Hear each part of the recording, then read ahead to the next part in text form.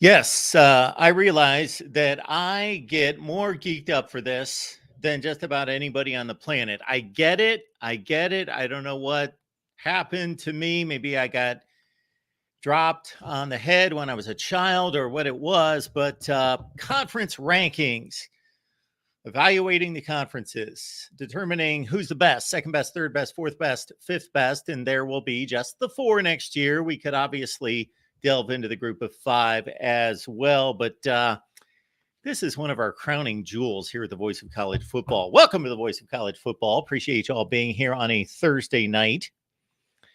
And we are going to run through the conferences and we are going to rank them. So there was a thought to doing this video by video by video by video. Actually, I started that, didn't I? Just came to mind. We posted an ACC video. This was immaculate, pristine timing on my part. So I did the ACC metrics, did the seedings, did everything, and released that video about probably about 5 minutes before Nick Saban announced his retirement. So we got the ACC video out there. Then I thought, you know what? Nobody watched that. We're going to do it in this manner. We are going to be presenting each conference and how it performed against all of college football. And then we are going to take your calls and we'll go conference by conference and take calls in between. And we are here with you for however long it takes. So we appreciate you stopping by here at the Voice of College Football. All right. Amazon links in the description section of all the videos. Basically, the way this has turned out is, other than taking donations for Amazon, this is my way of giving back. We've partnered with this little establishment called Amazon. It's not Amazon. It's not Amazon. It's not Amazon. It's Amazon, Amazon. We've partnered with them and we're doing our best to keep them afloat. So please help this fledgling company by grabbing the Amazon link in the description section of all the videos, and please use it. Doesn't cost you a penny. This is one way to contribute. Doesn't cost you a penny. Grab the Amazon link, use the Amazon link. It's the same shopping experience. We've got a new Big Ten Live show. Basically, it's the same show, but we are going live with it on Fridays now. So the Big Ten Live show, which used to be on Mondays, is moving to Fridays with this guy. Fridays at 7 o'clock Eastern time, starting this week, Friday night. We will be with you 25 hours from now, live, the Big Ten Live show. We will have 3 or 4 guests, although I've not asked any guests on yet for Friday, so can't necessarily guarantee that. I may just talk for an hour, but we will take your calls as well. So that's the new Big Ten Live show, Fridays at 7 o'clock Eastern time. And then the Ocho with John D'Adamo stays Mondays, 8 o'clock Eastern time. So you got bookended on your work week with the Big Ten Live shows. Monday, the Ocho with John D'Adamo. And then we will kick off our Friday nights. And so that's going to lead right into the season. Imagine Big Ten football talk, Friday nights right into the season. How about that? 7 o'clock Eastern time, taking your calls. SEC and Big 12 channels. Folks, get on those. Check them out. We don't need a charity subscribe let's say, subscription, charity subscription out of you. I have at times asked for those, said, you know what? We just started a channel. We got to get it to 1,000 subs. Let's go. Let's go. Help me out. But I'm just going to let you know, SEC channel, Big 12 channel. We cut a couple segments today with Ole Miss and Arkansas media. So we've yet to post those, but they will be there very soon. We did a nice segment with John Hoover from Fans Nation, Oklahoma. And so really good content there. Big 12 channel, SEC channel, check them out. Earlier today, Buckeyes Live, typically on Wednesday. On Thursday, though, and so check it out, the Ohio State channel. That's always, hey, if you just want solid football talk, regardless of who you root for. Ohio State Live, typically Wednesdays. This week, Thursday, 11 a.m. Eastern Time. Check it out on the Ohio State channel. Got our Clemson guys, Tiger Paw Craven and Jordan Bowman. They're going to get fired up here in about an hour over on the Clemson channel. So keep that in mind as well. All right, before we show you where we started our conference rankings and our evaluation. So we, by extension, you smart fans, the smart fans, not the knuckleheads that are running around. We've gone from morons and idiots. I am kinder, the knucklehead term, a little more kind to those folks as we try to bring them along, educate them. So it's not simply, okay, well, the Big Ten and the Pac-12 played 4 bowl games, and this is what happened, and it was 3-1, so that's it. Or the SEC went 17-9 against the Power 5, so they must be the best. That's it. No. Not at all, not at all, not at all. Which reminds me, I'm going to have to get up and go find my other information. It's about 10 steps away, but I'm going to have to go grab that because I delved a little deeper than some of the graphics that I put together, because we went, first of all, you got to see these conferences. So that's the first step. And we did not see the conferences based on my judgment or my thoughts about who's the best. I do not believe that Georgia Tech is the 4th best team in the ACC and Clemson is number 6, but that's what the seedings tell us. Georgia Tech went 5-3. Clemson went 4-4 in the conference. So Clemson is the 6th seed. Georgia Tech is the 4th seed. There's a few situations like that I would raise my eyebrow to, but I'm not going to use my opinion in this. We're going by the seedings in the conferences. Now, we used to implement a formula that was more sophisticated than what we're doing tonight, where I would basically give points to each conference depending on the value of the win. So think of it this way. If the champion of the Big Ten defeated the champion of the SEC, well, then the winner of that game, meaning this year Michigan and the Big Ten, would get full credit for that victory because it's a like-seeded game. Now, if the 5th place team in the Big Ten defeated the 1st place team in the SEC, well, I worked out a ratio system where you would get full credit, plus you would get more, and it was proportionate to the seeding difference.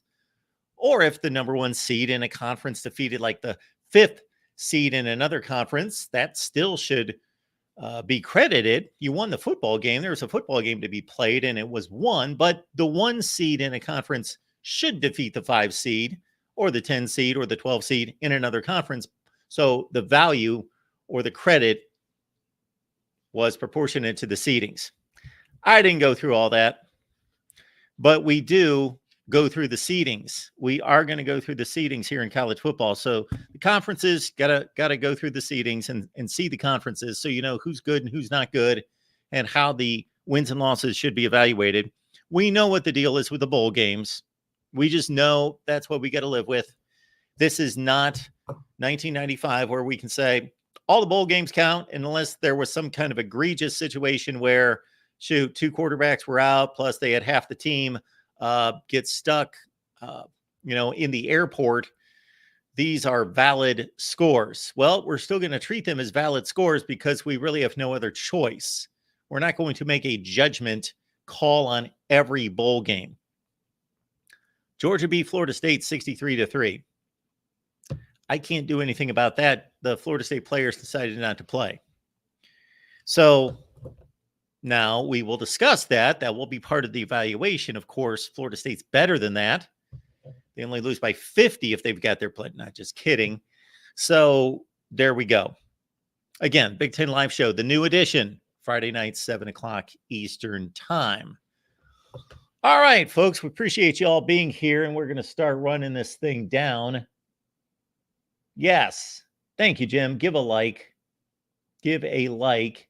And I thought I had my information with me, and as Jackson is reminding everyone, we've got the Clemson Live Show. We got the Big 12 show coming up tonight. So Clemson Live, Jordan Bowman, Tiger Paul Craven, give me 5 seconds and we will rev it up.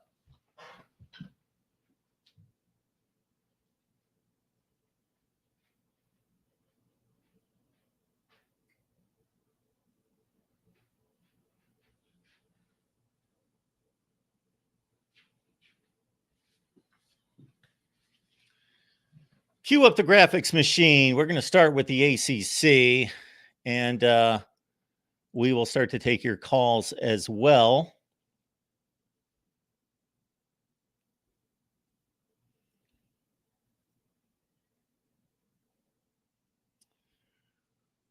So here we go. We've got the ACC. The ACC went 42-23, 42 wins, 23 losses against all the other teams across the nation. So there we see the record. The SEC had the best record in college football against everybody else. There you see the Pac-12, number 2, just ahead of the Big Ten, and then a significant drop-off with the Big 12 and the ACC losing quite a few football games there to a certain extent. So the majority of those games played against a group of 5, and we will go through that as well. The FCS games are pretty much just a throwaway completely. There was only one game lost. And what is that? 28, 39, 46, 54 wins, 1 loss against the FCS teams. Great job, Stanford. You lost to a FCS team. All right. Now, these are records against the group of 5. I forgot to put that on the title, but those are group of 5. So look at the Big Ten, the Pac-12, where Sterling, the SEC, had losses from, let's see, off the top of my head, shoot. I can't remember them right this second. Vandy lost to somebody like UTEP, and give me a second. Auburn lost to New Mexico State. That's what it was. Auburn lost to New Mexico State. And then we had, yes, those were those 2 games. Vandy and Auburn lost. But the Big Ten only lost 1 game against a group of 5. The Pac-12 only lost 1 game. And there you see the Big 12 going 14-7 against a group of 5. That is weak. That is really weak. That is awful. All right, here's the Power 5. And this is what really counts. And not that we're not going to highlight some of these group of 5 games, because they were important as well, depending on who they were playing. So we'll highlight those as well. But see, it's just so close. That's why you need to analyze the games themselves and put it all together. If you just go 10-9, 10-9, okay, the Big 12 and the Pac-12, are they the 2 best conferences in college football? The SEC went 12-13. The Big Ten also 1 game below. And really the ACC, a little defense here for the ACC. A little defense for the ACC would be, well, they got to play Notre Dame so much. And so that's where we stand in Power 5 games. There's just not enough games played. That's all there is to it. When you think about the Big Ten playing 23 games against Power 5 teams, and that includes bowl games. All right, here are the ACC Power 5 wins. Florida State beat LSU and Florida, and they are the champions. So these are the seeds that you are seeing next to the team names. We gave Notre Dame a 3 seed. They're the only team in college football, of course, in the Power 5 that we had to designate a seeding to. Louisville won that game at home. They beat Indiana. That was a close game, so that's not a good look for the ACC, as Louisville barely beat Indiana. But Clemson with a nice win against Notre Dame. You're going to see very few games where a lower seeded team beat a higher seeded team. Clemson beat Notre Dame. And that's all we've got on the board right there. Clemson, despite that marginal 4-4 record in the ACC, obviously came through outside the conference with wins against Notre Dame, Kentucky, and South Carolina, although they did lose to Louisville. Also, in terms of ACC Power 5 wins, North Carolina went outside the conference and dominated South Carolina in week 1 and then turned around and hosted Minnesota. They won that game by 18. Georgia Tech with a bowl victory after they trailed by a couple scores against UCF. Duke with a win against Northwestern. Now that looked like a garbage win at the time. Duke defeating Northwestern, coming off 1-11. The scandal, the debacle, and all that. But then the Wildcats turn out to be a 5 seed in the Big Ten. Yes, they are a 5 seed. They're 5-4. Wisconsin was also 5-4. Northwestern won the game head-to-head and finished with a better record. So Northwestern is the 5 seed in the Big Ten, believe it or not. Miami beat Texas A&M by 15 points. Syracuse with a 15-point win against Purdue. Good win for the ACC. Like-seeded game. Wake beat Vandy. Like-seeded game. Wake 1-7 in the ACC. Vandy 0-8 in the SEC. So really good wins right there. The Duke win over Northwestern. And then Miami defeating Texas A&M. A couple 7-6 teams there. And there you go. Really, any win is a good win, but in particular, when you can knock off a higher seed from another conference. Here are the losses from the ACC. We know about that debacle of a game down in Miami. Then you got Louisville losing to USC. That was a pretty legitimate loss. There was no Caleb Williams in that game. USC had a number of opt-outs and still won by 2 touchdowns against Jeff Brom's team, who also lost to Kentucky. So Louisville, despite their nice effort in the ACC to get to the conference championship game, were outclassed a couple times out of conference late in the season. NC State had a couple losses. Notre Dame beat them by 3 scores. They lost to Kansas State in the bowl game. That's a nice little matchup there. NC State and Kansas State, pretty meaningful game. And then we got Georgia Tech taking on Georgia and Ole Miss. Poor Brent Key having to take on Georgia and Ole Miss in non-conference play. And Georgia Tech got taken care of both times, although they gave the Bulldogs a decent game, losing by 8. And the Ole Miss game was pretty close, but they got blown out in the fourth quarter and lost by 25. So that's the ACC going 13-18 against the rest of the Power 5.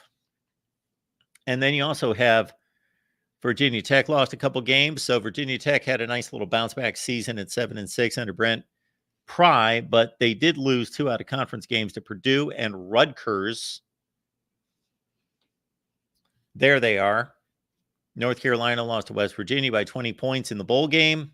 And, of course, Mac Brown, therefore, avoided the Mayo bath.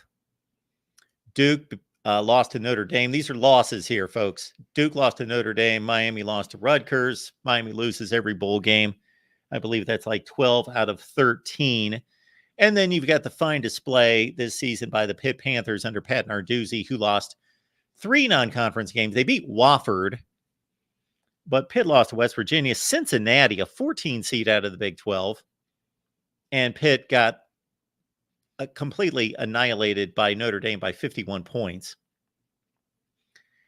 And then we are also going to see the Virginia Cavaliers chime in here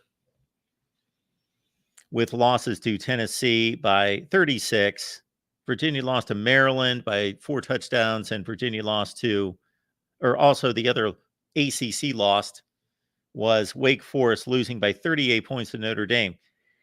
What really looks bad for the ACC here is, in addition to 13-18, they got outscored in these 18 losses by 374 points.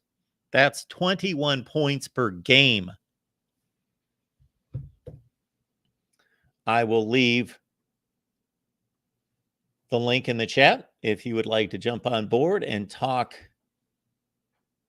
For right now, even though this is wide open to talk all of college football, for right now, as we're going through the conference metrics, that's what we're going to stick to here. So if you'd like to join the show, we have dropped the link in the chat.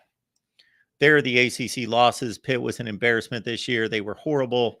Virginia got blown out in both of those games, and so did Wake. So all of those losses were just really bad losses for the ACC. And we will talk about the ACC's performance against the group of five as well, which, again, that was not very good either.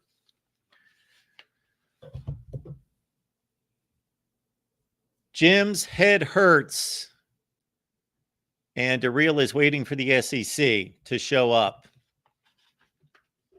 This is kind of way too close to call, but we're going to make a call when we get done. Yes, I would not be myself, blank name, if I was not handing out some backhanded compliments. That's just kind of the part of the deal. All right, we're going to move on to the Big 12. So the Big 12 went 10-9 against Power 5. Pretty good, right? Big 12. Texas beat Alabama. Look at that. Oklahoma State with a couple out-of-conference wins against Texas A&M and Arizona State. Well, they should win those games, especially when Texas A&M was missing 31 players and its top two quarterbacks.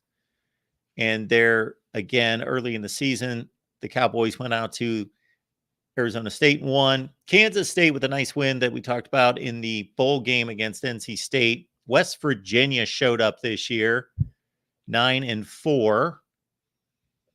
Beat North Carolina by 20 points. Beat Pitt, the 12 seed out of the ACC. Maybe I should have started out with a graphic that went through all the seedings, but they're easy to see. If you just look at the standings, you can see what the seedings were. So in these 10 wins for the Big 12, they outscored their opponents by 114 points. That's 11.4 per game.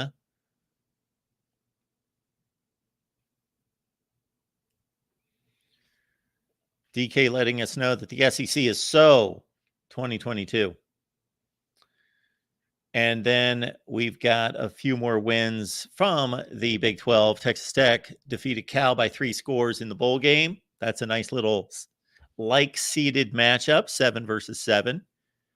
Kansas ran away from Illinois. That was not much of a game. BYU with a win against Arkansas. Nice win for the Big 12. BYU went 2-7 in the Big 12, but they went 3-0 outside the conference, including defeating Arkansas of the SEC. And there we go. We got Cincinnati against Pitt. And what a game that was. Really, the Big 12 disappointed when it came to group of 5 play, where they went 14-7. All right. I created these slides for just a little too long. We will now move on to the Big 12 in its losing efforts against the Power 5, which is 9 games. And of course, the most important one, Texas goes to the playoffs and loses to Washington. So, really good game, but Texas loses. And then you start to, if you're me, you start to look at some of these games and think, wow, that was close. Like, look at that Kansas State win against Missouri. Do you guys remember what happened there? Missouri hit a 61? Was it 61? 63-yard field goal to win the game. If Texas pulls out that game against Washington, they had 4 shots at the end zone at the 12-yard line. Of course, in terms of prominence, that game would be huge because it's one of the most important games of the year. But just in terms of metrics, it would have been big. And in addition to the Texas-Washington game going the other way, let's say Kansas State pulls it out against Mizzou instead of getting a 63-yard field goal kicked against them. Suddenly, the Big 12 goes from 10-9 to 12-7.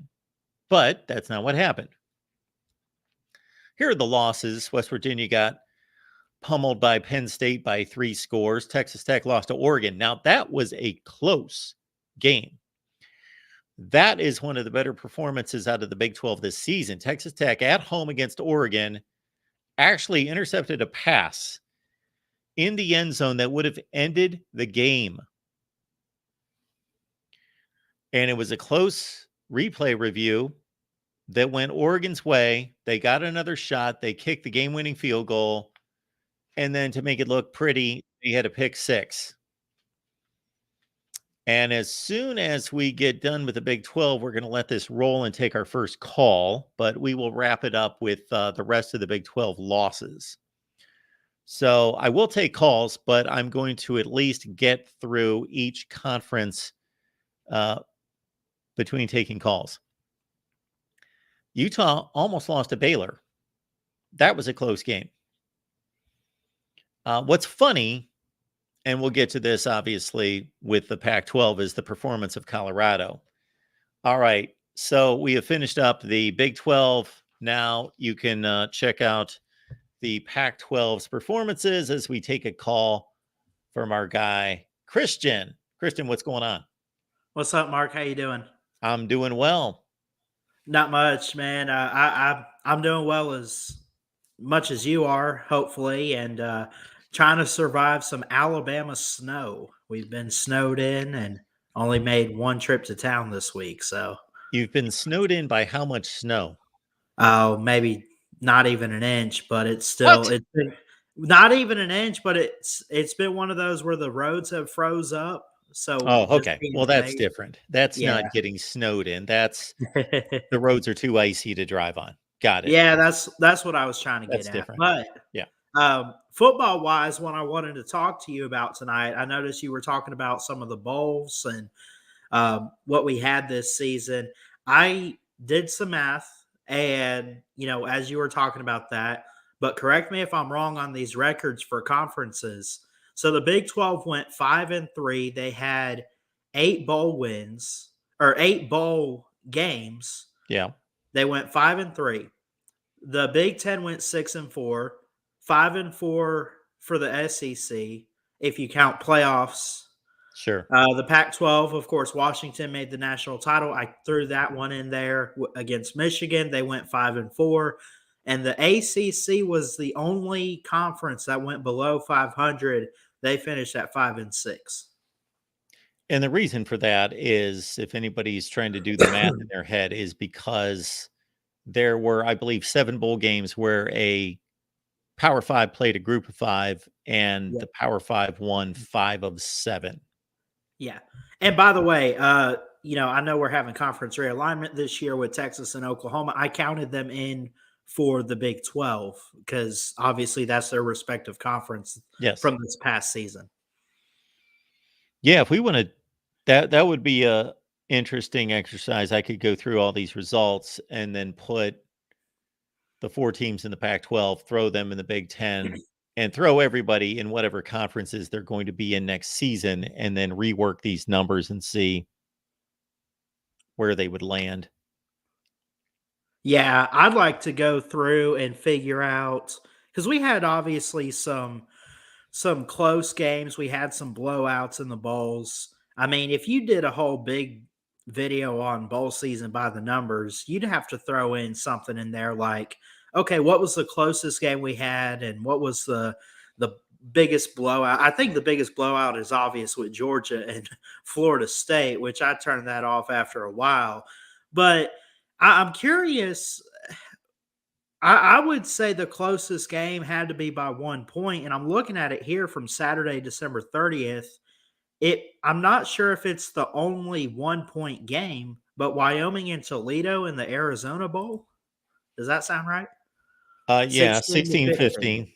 Well, to me, Ballard, at least the way I look at things is once you get below 1 score, does it really matter if it's 1 point, 4 points? It Right. it's not baseball where you're scoring 1 at a time. So you could have an extremely close game. Like, how many bowl games went to overtime? I can think of 2 or 3 that went to Right. overtime. So those are basically tie games. So it's kind of tough for those games to be any closer than they were, even though you could lose an overtime game by 7, like Alabama did. Yeah. So there were three. There were Jacksonville State, Louisiana, where Jayville won 34-31. You had Western Kentucky, Old Dominion, 38-35 Western Kentucky. And then, of course, the Rose Bowl, which sadly, as a Bama guy, uh, Michigan ended up winning that one 27-20. So you had 3 overtime games. Yes. Yep. So, but it was a good bowl season. I almost put together. I've been so busy with work, but I almost put together like this bowl season by the numbers, which sounds like something you guys do around here, I'm sure. But I would love to do that.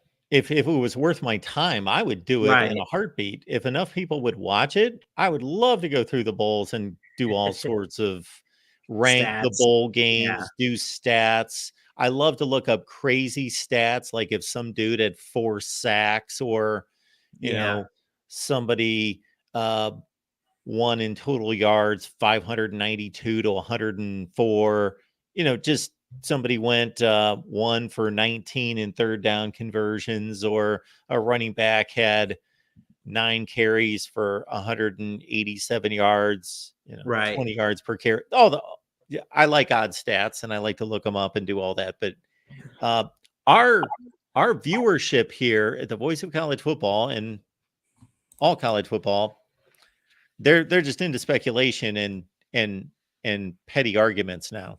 That's what people like to hear about. I don't blame them. I love it too. I love it too. I don't blame them too much, but Yes, it I was must a be good. getting I must be getting too old because I'm about to hang it up when it comes to all that.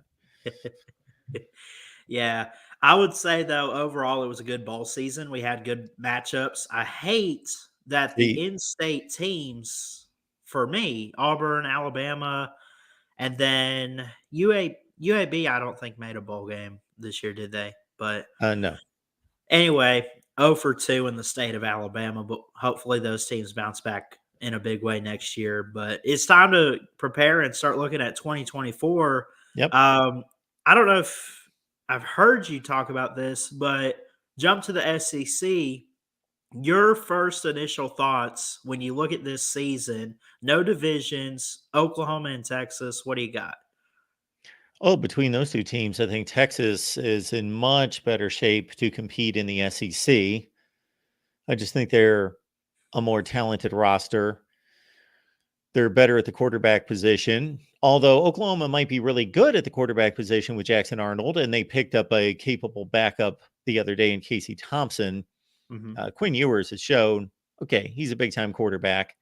Uh, but Texas has just out recruited Oklahoma. They just have a more talented roster. And it's not like I don't think Oklahoma is going to compete or that Texas is going to have a cakewalk, but without looking at their schedules, Texas to me is more in the 10-2 range, and Oklahoma more in the 7-5, 8-4 range. 10-2 for Texas. I haven't Well, I I'd have to haven't look at looked the at those schedule teams yet. again. I'd have to look at the Yeah. schedule. So, Yeah, I just think that it is a step up in competition for both, but I think this past year kind of showed, especially for Texas. I mean, they took Washington to the wire in that what they played, the Sugar Bowl, and they looked prepared. And again, surely there's still more time for guys to declare for the draft. We don't know 100% who's coming back and everything, so it's hard to make predictions. But I would agree with you and say that Texas is more equipped and more prepared. I also would say Sarkeesian, he kind of has advantage in this category, being at Alabama for a few years, knowing what he's getting into, and Brent Venables, all he really has on his resume, at least to our knowledge, is the ACC and Clemson. So, I mean, Sark knows what he's getting into. That's why I would really give the advantage to Texas going okay, forward. that makes sense. Although I could counter that by saying all Brent Venables knows is winning 2 national championship games against Alabama. That is true. Hey, you got me on that one. Now, the thing I'm going to push back on, Christian, and we love having you here, but you've said 2 or 3 times that it was a great bowl season. I think it was a terrible bowl season. Yeah, I mean, And this is the reason I say this. Look at the New Year's 6 games. okay. Florida State, Georgia was just that might be the biggest embarrassment in the history. And I'm not talking about just that it embarrassed Florida State. I'm just talking about it being an embarrassment of a football event. Yeah. And Kirby Smart talked about it after the game. So that's just one of the biggest embarrassments in the history of college football. Just as just putting on a game like that, number one. Yeah. Then you had poor Liberty out there getting blasted by whatever it was, 45-6. So that was a Yeah. non-game. Ohio State showed up with a third string quarterback by the time their second stringer got hurt after 2 series. So that wasn't much of it was competitive. They had a 3-0 lead into the fourth quarter, but it wasn't a good game. Penn State had half its defense missing. They lose to Ole Miss. It was a good game for a half. Then Ole Miss, I don't want to say they blew them out, but they had control of the game. It was not a close game. So that's your New Year's 6. The playoffs were great. Yeah. The That's what I playoffs was were trying to get great. to. That's what I was Wow. trying to get to real quick, because But man, that's Tennessee and what I look Iowa, that was a for. terrible game. A lot of just awful football games.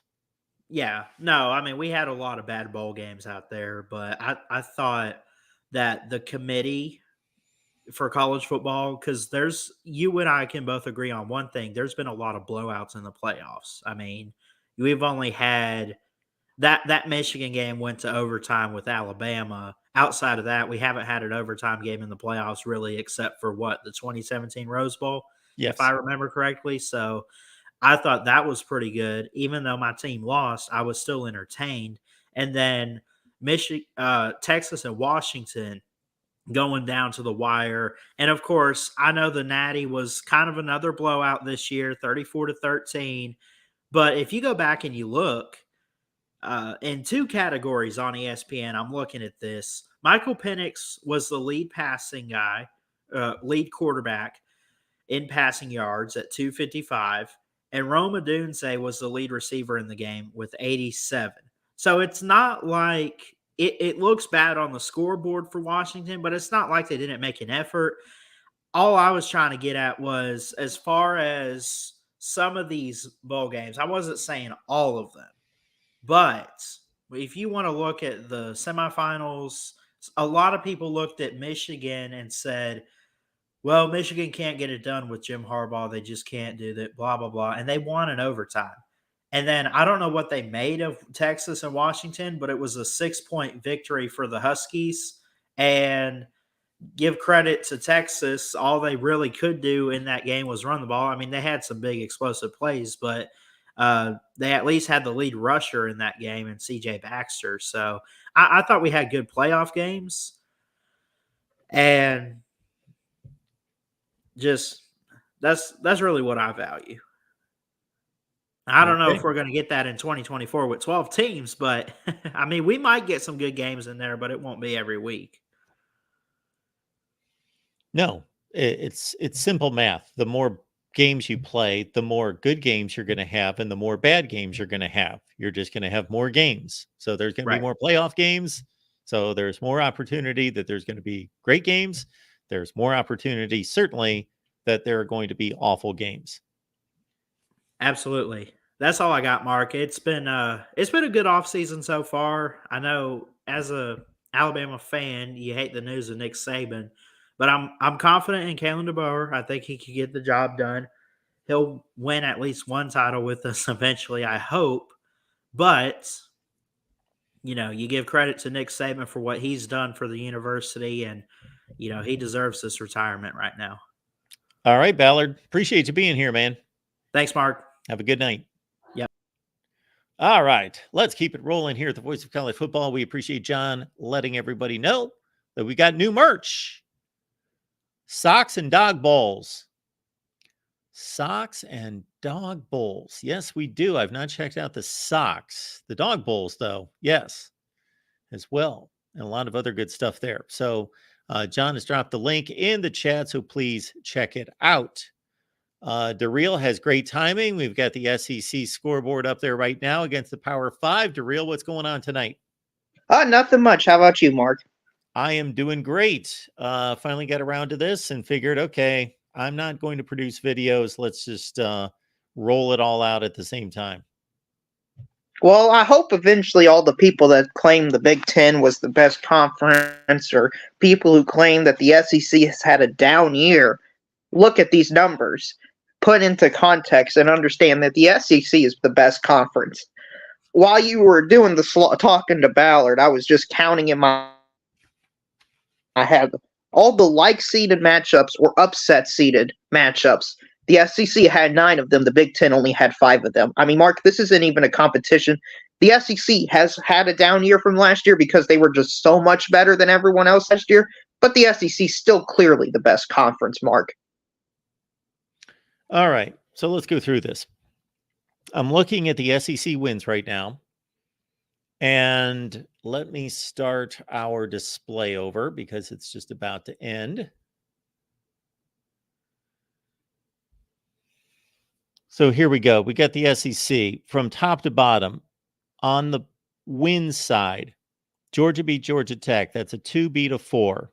That's just a nice win. Okay. Georgia 2 beat Florida State a 1. We know the circumstances in that game.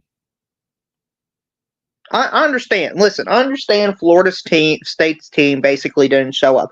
But, Mark, there has to be a certain point where it's impressive no matter who it is. I mean, 60-point win, even if they played Arkansas State, that would be impressive. I mean, those are still scholarship players for Florida State they went out there and destroyed. There has to be given some credit to Georgia in there. Yes, some credit. Yes.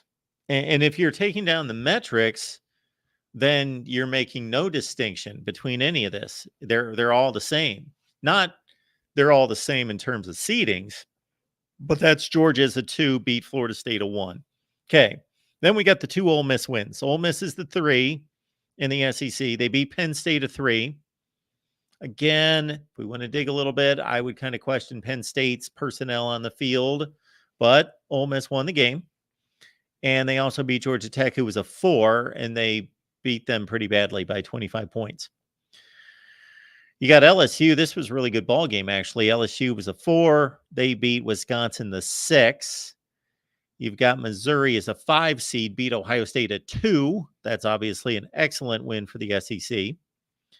Mizzou a 5, beat Kansas State a 5. Went down to the wire, but still a win. Good win for the SEC. Tennessee a 6, beat Iowa 4. Excellent win by the SEC, and they win by 5 touchdowns. And then Tennessee beat Virginia. That's inconsequential. They should win that game, but they did win by 36 points. Kentucky beat Louisville. So that underlines the Real's point there. Kentucky an 8 seed, Louisville a 2. Auburn a 9 beats Cal a 7. That's on the road on the West Coast. So that's a capable win. There should be some credit given there. And then, of course, you're going to highlight Mississippi State as a 12 seed defeated Arizona, a 3 seed in overtime. So there are the wins. Okay. So you're pointing out, give that stat to me again, 9 games where the SEC did what? They were like-seeded or underdog seeds, and they won. All right. 1, 2, 3, 4, 5, 6, 7. I'm getting 7. But anyway. All right. Then we go to the Big Ten's wins. Let's do that. Let's go wins versus wins. Well, man, I don't know when the last time I would have been able to say this. Actually, you'd have to predate this channel by a decade or more that Michigan is holding up the Big Ten. This has never happened. So Michigan beats Bama. They beat Washington. They beat 2 1 seeds. So obviously you got to give a lot of credit there. Oh yeah, it's very impressive. Yeah. Michigan was the best team this year. They won the national championship. Yeah. I mean, they accomplished the most. I don't know if they were the best, but yes, they accomplished the most. Ohio State, the 2, beat Notre Dame, whom I'm giving a 3 seed. They're either a 3 or a 4. Penn State's a 3. They beat West Virginia 6. Iowa a 4, beat Iowa State a 4. Northwestern a 5, surprisingly, beat Utah a 5. Maryland 7 seed beats Virginia a 13. Maryland a 7 beats Auburn a 9. Rutgers in 8 beats Miami in 9. Rutgers in 8 beats Virginia Tech of 5. And Purdue's in 11. They beat Virginia Tech of 5. So I'm seeing 1, 2, 3. I think I counted 4. 6. I got 5 is what I got. And again, that depends on what you do with Notre Dame. Right. Okay. So you're liking the SEC wins over the Big Ten wins. Yeah, the gap is closed this year, Mark. I mean, there's no doubt about it compared to last year, but I would argue there's no. What the SEC did last year was such an outlier year that it basically couldn't have been matched from the jump. I think this is more normal of what the SEC and Big Ten are. I think the SEC is usually a clear number 1, the Big Ten's a clear number 2, and then you've got everybody else. Before we move to the losses, let's do this little exercise. Let's go with wins that are weighty, wins that matter, and try to rank the wins. How would you rank the SEC's wins just in terms of the best team that was defeated and the second best, the third best, etc.? Well, this is so hard because of bowl games, Mark. I mean, that's the key issue here. If you want me to, on paper, Florida State's the best win. Right. Penn State would be 2. Yeah. Arizona 3. Well, Ohio State. Oh, Ohio State 2, Penn State 3, Arizona 4, Louisville 5. Okay, there's your top 5. Okay, Big Ten. Best win would be Bama or Washington. You can go either way on that. Technically, Washington 1, Bama 2, Notre Dame 3, and then Iowa State, probably Utah. Okay. I think that's a 3-2 advantage for the SEC right there. Seriously, I think the SEC controls spots 3, 4, and 5, and the Big Ten controls spots 1 and 2. Okay. And Notre Dame lost to Louisville, and Kentucky beat Louisville. Yes. I know there is some transitive property there, but it's not like I'm going through 12 teams to get there. Yeah. Yeah. Okay. This doesn't seem too consequential, but the SEC won these games by 17.7 points, and the Big Ten won its games by 13.3. So if we go to the SEC losses, you tell me which are, there can be good losses. That I know people think that's a stupid term, but if Vanderbilt goes out and loses to Texas 30-27, that's a pretty good loss. I think people could agree with that. So you tell me if these are like understandable losses or a bad loss or a quote unquote good loss. Bama lost to Texas. Bama also lost to Michigan. Yes. So how would you categorize those games? Coin flip game for Michigan, Bama. Texas controlled the game against Bama. LSU loses to Florida. 4-1 seeding gap. Right, that's not too bad of a loss. Texas A&M a 7 loses to OK State at 2. Honestly, I thought that was a moral victory for the SEC. That's Texas A&M. I think had 31 players opt out. Texas A&M's not that great of a team, and they almost beat the Big 12 runner-ups. That's a perfectly reasonable and acceptable loss. Yep. Okay, I agree. Texas A&M a 7 loses to Miami a 9 by 15. Yeah, that's not a good look. Kentucky's an 8. They lose to Clemson a 6 by a field goal, which that was one of the best games of the bowl season. Right, that was a 50-50 style game, and the SEC should have lost that game. So there's no shame in that. Auburn a 9 lost to Maryland a 6 by 18. The margin was bad, but the result wasn't. Okay. Maryland dominated that game from start to finish. Florida lost 2 games as the 10 seed. They lost to number 1 Florida State by 9, and they lost to number 5 Utah on the road by 13. Both acceptable results. Nothing, that stands out.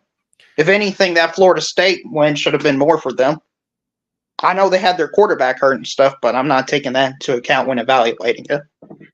South Carolina, the 11 seed, they lose 2 games, one to 7th seeded North Carolina by 14. They lost to Clemson, the 6th seed, by 9. Both, they did what they were supposed to do. They lost 2 games they should have lost to. Now, here's one that from a seeding standpoint doesn't seem like a big deal, but Arkansas is a 13 seed. They're losing to BYU, a 12 seed, by a touchdown at home. And BYU, they just weren't a good football team this year. I guess Arkansas wasn't either, but that to me isn't a great result.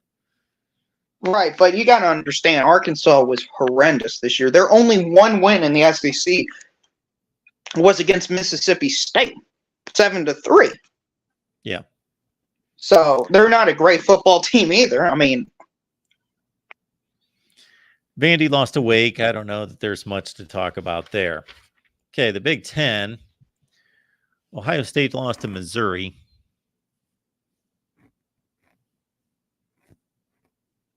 Well, what'd you think about that loss? Well, it's not a bad loss, but Ohio State should beat Missouri. 2nd seed in the Big Ten, 5 seed in the SEC, although they had similar records and finished with the same record. That's showing the depth of the SEC, where you can go, you can go 5 deep with top 10 level teams, and then Tennessee at 6 is a top 20 team, where Tennessee completely outclassed Iowa. Missouri, I'm going to give Ohio State a bit of a break with quarterback issues, but even they're the 2 seed. They're supposed to be a top 4 or 5 team in the country, and Missouri won the game as the 5th best team or highest seeded team in the SEC. So it's not a horrible loss, but it's not a good loss, not understandable. Penn State, the 3, Mississippi, the 3. Again, it's understandable, but you're losing a game that should be a testing ground. This should be one that really shows us something, and the Big Ten lost. Iowa losing to Tennessee by 5 touchdowns is deplorable. Northwestern, this is kind of a strange deal, where in September, none of us would have compared Northwestern to Duke, but as it all shook out, Northwestern finished as a 5 seed, and they lost to Duke, an 8 seed, by 24 points. Wisconsin's a 6 seed. They lost to Wazoo, an 11 seed. That's not good. The Wisconsin loss to LSU is understandable. Really good game. Went down to the wire. Minnesota, I've got as a 12 seed, losing to North Carolina, 7 seed. Okay, fine. Now we're just getting down to the rubbish of the conference. Nebraska, Colorado. Nebraska lost by 3 scores. To a Colorado team, was the dead last team in the Pac-12. So not But good. it sounds like to me, Mark, is the Big Ten took more losses they shouldn't have, and they were bigger margin losses than the SEC had. Yes, they lost by an average of 17 per game, and the SEC lost by 11.6 per game. Right. And to me, it should be the other way around, honestly, because most of those results you were talking about was the Big Ten was like seeded or the better seed, and they got blown out. So, I know most people don't think bowl games don't matter or anything, but to me they matter. So, yeah, the first 5 games I read off in terms of Big Ten losses were like seeded or higher Big Ten seeds that lost. Right, and although that's especially. I was just going to say on the bottom end, Michigan State losing to Washington, and Indiana giving Louisville a tough game as a 14 seed against a 2 seed,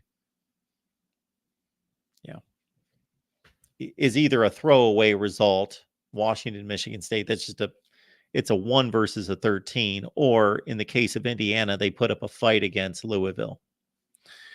All right. Yeah, the SEC. If we want to bring any group of 5 games into this that matter at all, Illinois beat Toledo, Purdue lost to Fresno State, Mizzou beat a pretty good Memphis team, Ole Miss beat a good Tulane team, but Auburn lost to New Mexico State. You also forgot, Mark, Vanderbilt lost to UNLV by 3 points, which I guess could be argued as a moral victory, because I heard all season UNLV was basically the best group of 5 team in the history of ever, based on one fan base's opinion. So, okay. So you think that the numbers are pretty clear? Yeah, I think the SEC is decidedly the best conference. Last year, I thought it was overwhelming. Like last year, if people wanted to argue the SEC wasn't the best conference, I just didn't take their opinion seriously. They were trolls. Well, I don't know who in the world would have said that had any. The only thing that could have, from an optical standpoint, made that debatable is if Ohio State would have beat Georgia and Michigan would have beat TCU, and we would have had an all Big Ten national championship game. That doesn't make up for the rest of the conference, but at least shows, okay, well, your 2 best teams are arguably the 2 best teams in the country, but that didn't happen. And we both know, because we certainly had zillions of conversations about it between us and everybody else. Yeah, that string of SEC wins last season was crazy good. Ohio State, Oregon, on down the line, Utah, Kansas State, all sorts of good teams. Well, I remember last year during, I guess it was June, July, one of those months where nothing's going on. You had to explain to Mike Ford and David Greenshield that the SEC was better than the Big Ten, and you literally listed out the wins last year that the SEC had. Mark, as an Ohio State fan, you can relate to this. They hate us because they ain't us. That's what it really is, Mark. It's a jealousy impulse. Honestly, that's what it is. And I'm sorry that the SEC is probably, the best conference for a generation now. Yes. And there's basically nothing anybody else can do about it because the SEC's got Texas and Oklahoma. So it's just unfortunate, Mark, that this debate is probably going to go away in the future. I mean, the SEC's probably got, 7 of the 15 best programs in the country going forward. It's just insane. And no other conference can say that going forward. Okay. Well, before we part ways here, line up your SEC programs going forward versus 1 through whatever in the Big Ten. You don't have to go all the way down the list, but in terms of who's good, who's an impact player. Georgia is the impact player of impact players. Yeah. They're probably going to be the next Alabama. Kirby Smart might be the only coach who can challenge Nick Saban going for it. And I'm putting them on 17-0 watch this year, Mark. I mean, they got such an elite team, especially if they get Caleb Downs. I mean, they're just so good. And then Alabama still has to be there because they're Bama. I understand half their team's left. I understand their coach left. But, Mark, they still recruit at an elite level. They're Alabama. Texas has to be up there. Texas made the playoff. Texas is recruiting well. Oklahoma's up there because they've made the playoffs 4 times in the last 10 years. LSU, they've won a national championship, 3 national championships with 3 different head coaches. That's elite. Okay. Are you going to stop right there? I think I'll stop at 5. 5's a clean number. Okay. I'm lining up the Big Ten. I'm going to go. Okay. Again, some people are going to think it's not a good order, but I'm not strictly going by seedings or what happened in 23. We're looking forward as well. I'm going to say Michigan's the 1. I'm going to respect their national championship, keep them as the 1, even though time unless something's drastically changed over time, Ohio State's the best program and has been forever, but they're not right now. So we will see if Michigan has lasting, long-term power here and lasting power. So Michigan 1, Ohio State 2, Oregon 3, Penn State 4, USC 5. So you got a matchup of Georgia and Michigan. You've got a matchup of Alabama, Ohio State. You've got Texas, Oregon. You've got Oklahoma, Penn State. You've got LSU and USC. See, I'm looking at the Big Ten stacking up just fine through 5 spots. I'm looking at a clean sweep, Mark. I think that's sweep. I think it's a clean, except for maybe Ohio State over Alabama, but I just believe in Alabama so much. Sure. That I just can't. But I Georgia think those should be are the all, premier. I think 2 through 5 are razor close. Well, I didn't say it was by a blowout or anything, but I just think all those matchups with the way recruiting's going to go and all that stuff in the future, I would just favor all 5 of those teams against the SEC, especially the 4 and 5. See, most people that get on here and tear down the SEC go the route of Georgia, Bama have owned the conference, and that's all anybody looks at. I go the opposite end. List your next 5. This is where I think the SEC distinguishes itself. Ole Miss, Tennessee, Kentucky, Florida, Auburn. You didn't even get to Texas A&M. Oh, yeah. Well, you want to throw them in? Sure. Where would you put them? Put them at 8. Oh, 6, 7. Okay. And no Kentucky? Move them down to 9. And then Florida. Okay. Yeah. So we've got Auburn off the board. And then the next 5 for the Big Ten, let's say, is out of respect of the standings, I'd say Iowa, but I don't know that that's going to hold true. Then I'll say Wisconsin, UCLA. Oh, I missed Washington. I'll say Washington. I'll actually say Wisconsin, Iowa, UCLA, Maryland. Yeah. I think Michigan State, Jonathan Smith, but we'll stay with Maryland. Ole Miss, Washington, Tennessee, Wisconsin, Texas A&M, Iowa, Kentucky, UCLA, Florida, Maryland. I think that that's more of a distinction for the SEC. I think so as well. It's also hard doing this because I don't know how much of the past we value versus going forward and all that stuff. That's why I kind of threw Auburn in there because they've won national championships and stuff, but they're not really that good right now. So that's why it's hard to do a list like this.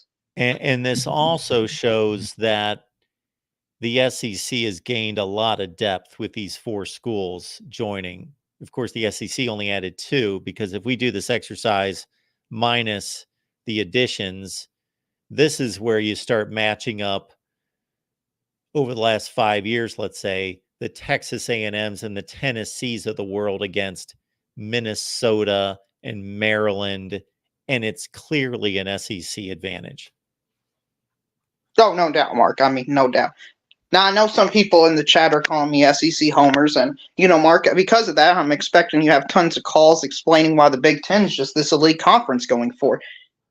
So, hopefully I get to hear from those people. I would love to hear why I'm wrong in the SEC shouldn't be expected to be the premier conference in college football going forward. Especially with the way I know recruiting doesn't matter to Michigan fans right now, Mark, but especially with the way recruiting's going, the transfer portal and all that stuff, I just don't see anybody even coming close to the SEC. Unless if the Big Ten adds like a Florida State or a Miami or something like that, I think it's a wrap. But anyway, that's all I got for you. Thanks to Real. The Real MVP, standing in for the SEC, of course. And that's not him like taking up for the SEC. That's him basically, he spits out the numbers. Now, let's see where we stand on our graphics here. We're going to the SEC win, so I'll skip ahead. And actually, this lines up exactly where we were, I believe. All right, so anyway, no, it does not. The SEC went 12-13 against the Power Five. So on the surface, you would think, how can you argue that the SEC is dominant when it goes 12-13 against the rest of the Power Five? Again, if you look at the results, we're looking at like-seeded wins or winning higher-level games. So Mizzou beats Ohio State. That's a seedings win for the SEC, and everything else is just comparable. And they're winning all those games. Tennessee beating Iowa as a 6 seed over a 4 seed. And Kentucky, from a seeding standpoint, Mississippi State defeating Arizona, 12 seed over a 3 seed in the Pac-12, and Kentucky over Louisville as an 8 seed in the SEC over a 2 seed in the ACC. Those are really the most significant seedings wins. Obviously, the most important wins, I would say, well, if it would have been a legitimate football game, would have been Georgia against Florida State. But as it stands, Ole Miss, Penn State, Missouri, Ohio State. The Mizzou win over Kansas State's a nice win, as you see right there as well. And again, the SEC won these games by almost 18 points per game. When we look at the losses from an importance standpoint, there's no doubt Bama losing to Texas and losing to Michigan. Surprisingly, for the first time in forever, Bama lost the most important games in college football. The games, if Bama would have defeated Michigan, you know, that's the game. It's like last season in 2022. We had a game that would have tipped the balance of power from an optics standpoint. If Ohio State would have beat Georgia, most of us believe that they would have won the national championship and won it easily.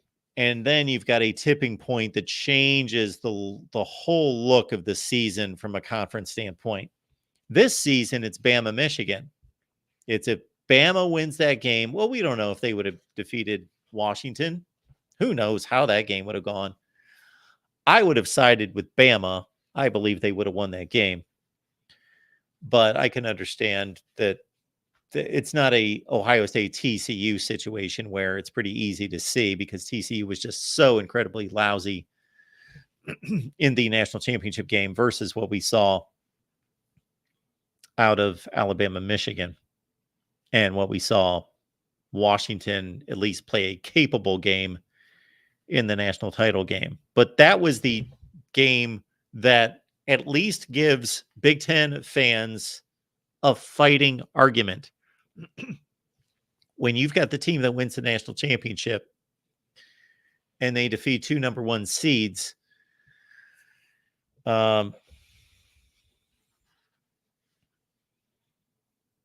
again, it's kind of amusing that they're really holding up the conference this year. Now, in terms of depth of wins out of the Big Ten, Maryland did a nice job, huh? Maryland and Rutgers, outside of Michigan, really, they did the best work outside the conference. Maryland won those 2 games against Virginia and Auburn. And Rutgers beat Miami and Virginia Tech. And Virginia Tech was, whether you agree with it or not, the 5 seed in the ACC.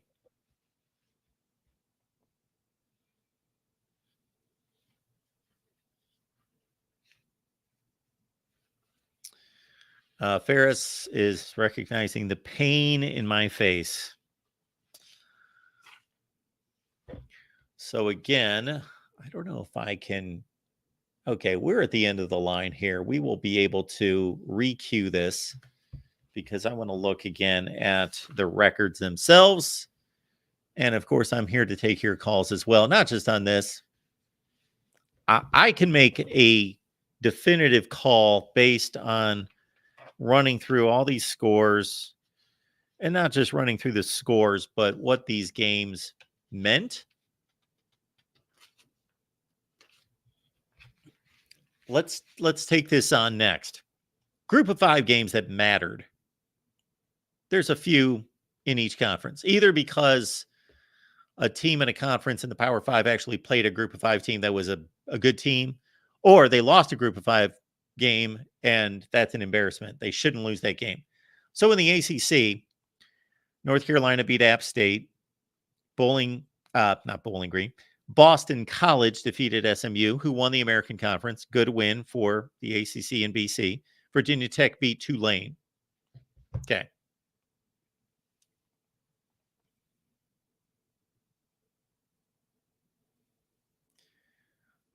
Why are we not getting that? Guess we'll give this a ride for right now. We'll let that go. Okay, group of 5 games that mean something. Again, North Carolina beats App State. Boston College beats SMU, the American Conference champs, and Virginia Tech beats Tulane. Those are good wins for the ACC. Bad losses. They lost 5 games to the group of 5. BC lost to Northern Illinois. Virginia lost to James Madison. Okay, no shame in that one. Virginia is the worst team in the ACC. They lose to James Madison by 1 point. Okay. Georgia Tech lost to Bowling Green. That's a bad loss. Virginia Tech lost to Marshall. It's a bad loss. Marshall's 6-7 in the group of 5. And Syracuse lost that bloodbath against South Florida, 45-0. Big 12 group of 5 results, 14-7. See, this weighs into my evaluation as well. Having a conference that loses 7 games to the group of 5. What games are those? This is like Oklahoma State losing to South Alabama by 26 points. This is Iowa State losing to Ohio. This is Wyoming losing to, or Texas Tech losing to Wyoming. Houston loses to Rice. They're a 6-7 team. Baylor loses to Texas State. Cincinnati loses to Miami of Ohio. Iowa State loses to Memphis. 7 of those. And were there really any good group of 5 wins for the Big 12? SMU beat TCU. Or TCU beat SMU. That's a nice little win. Kansas State beats Troy. Troy's one of the best teams in the group of 5. UCF beat Boise State, the Mountain West champs. Okay. But that's a bad showing out of the Big 12 and the ACC. Bad. The Big 12 won better group of 5 games, but they lost more, those 5. The Pac-12 went 17-1 against a group of 5. So Arizona State lost to Fresno State. So that's bad. But other than that,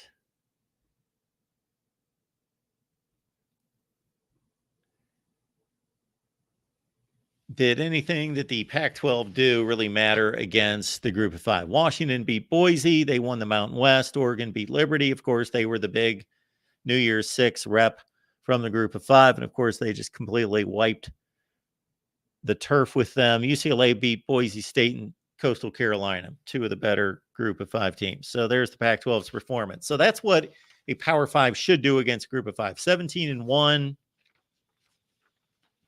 And one of your worst teams lost to Fresno State. Okay. The Big 10 went 21-1 against a group of 5. So that's a nice showing because you're just holding serve all those times. Not that any of those games are games to be bragged about, but 21-1 against a group of 5. Probably the 2 best teams that the Big 10 beat, UNLV and Toledo. The one loss was Purdue lost to Fresno State. Not a bad loss. SEC 23-2 against a group of 5. We talked about this. Auburn lost to New Mexico State by 3 touchdowns. Bad loss. And Vandy lost. Doesn't matter. worst team in the SEC. Mizzou over Memphis, close game though. So not a great win for the SEC, but beating a quality group of 5. Ole Miss over Tulane, 23-2 for the SEC. Add all this up, and basically what you've got is, I used to put a formula together that did all this for me, and I would just say, hey, this is what the formula says. But no, I'm bringing some subjectivity to it. The SEC, I think it's pretty clear to see, is the best conference. The Big Ten is second based on what we see on the field and, of course, reflected in these results. The Pac-12, Pac-12, bye. You're gone.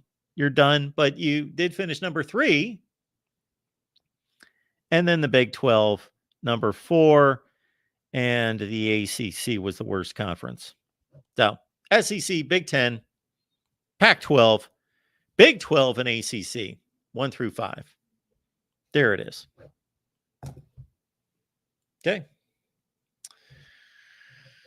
Let's bring it back to the here and now and what's going on currently in college football. Appreciate you all being here. I think we missed one super chat. Matthew Miller, who hosts our Bleeding Burnt Orange show. Join me at 7:30 Eastern to discuss Texas. Texas will be at worst 9-3 next year. Other than Georgia, we don't have a juggernaut schedule. Sorry, Michigan. Okay, that's from Matthew. Join him in just about 10 minutes over on the SEC channel.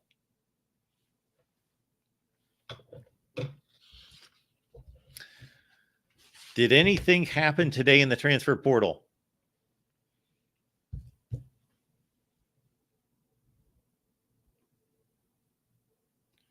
What is going on in the transfer portal?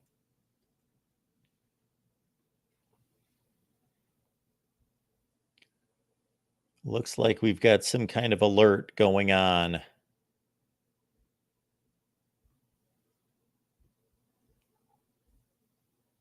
Okay. Austin Mack. We all saw this coming, of course, from Washington to Bama following Kalen DeBoer. There you go. 4-star quarterback from 2023. And is he going to be ready to compete with Jalen Milroe?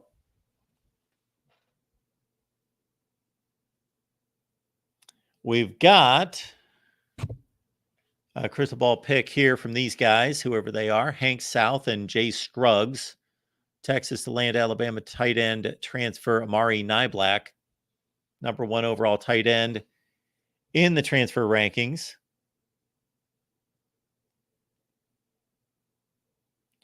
South Alabama second-year linebacker Khalil Jacobs in the portal. Arizona transfer quarterback DeMond Williams, an All-American Bowl selection, Elite 11, visiting Washington. New 4-star transfer target Jabbar Muhammad recaps Texas visit. He just played Texas, just covered those guys. Now he is visiting Texas. The expectation is that former LSU 5-star offensive tackle Lance Hurd going to transfer to Tennessee. Alabama 4-star cornerback Jameer Grimsley has entered the transfer portal. They just continue. This is a good conversation that we had on our Iowa show the other day with Corey Brada. Caden Proctor, who looked like he was going to choose Iowa over Bama as a 5-star and become one of the few 5-stars that signed with Iowa.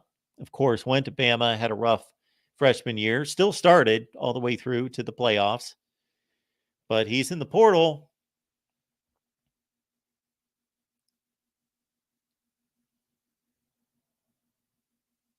Look at those portal deficits for the 4 coaches that just left major programs. Washington Alabama at a 25-player deficit. Washington 13, Arizona 16, and San Jose State 4.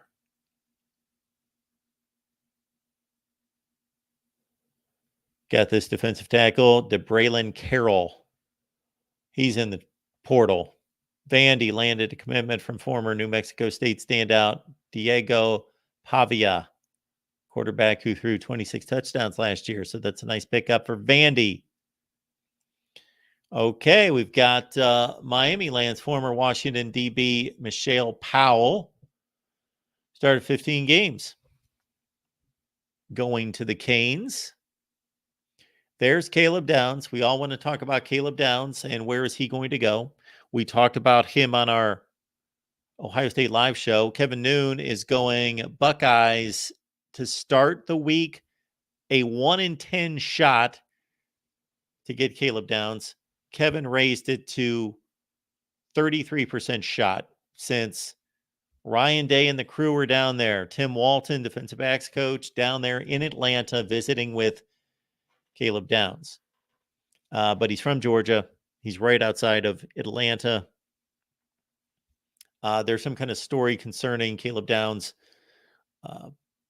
and that he wanted to go to Georgia. At one point was headed to Georgia, didn't commit necessarily, but it was assumed that they were the front runner. And then there was some kind of relationship. I don't want to call it bad blood, but something happened there between Georgia and Caleb Downs that has apparently been smoothed over.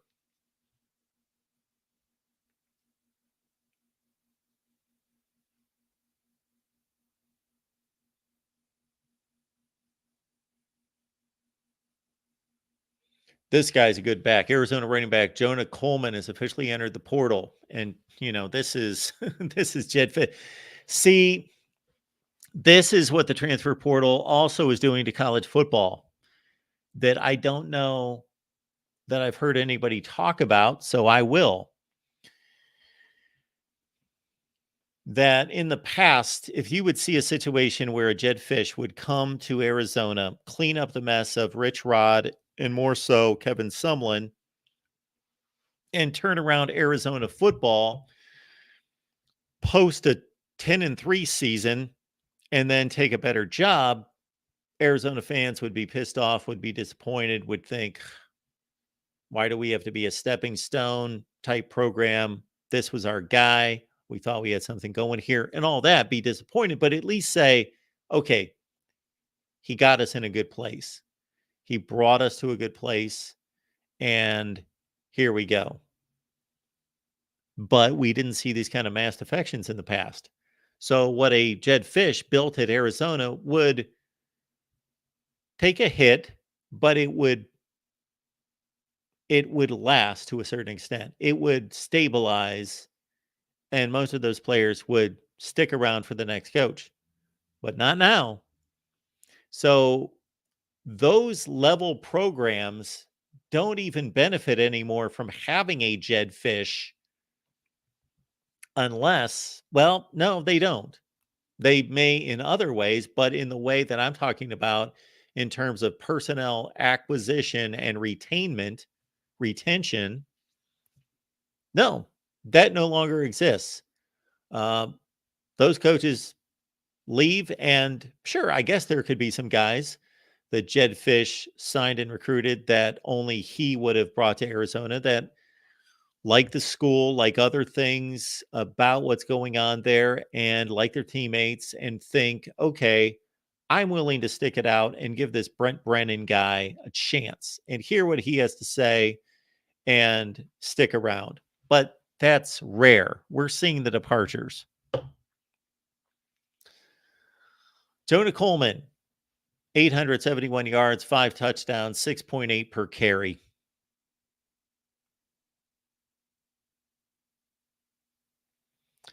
This Ethan Barr from Washington's a good player, and there is speculation that he is going to be moving on to UCF.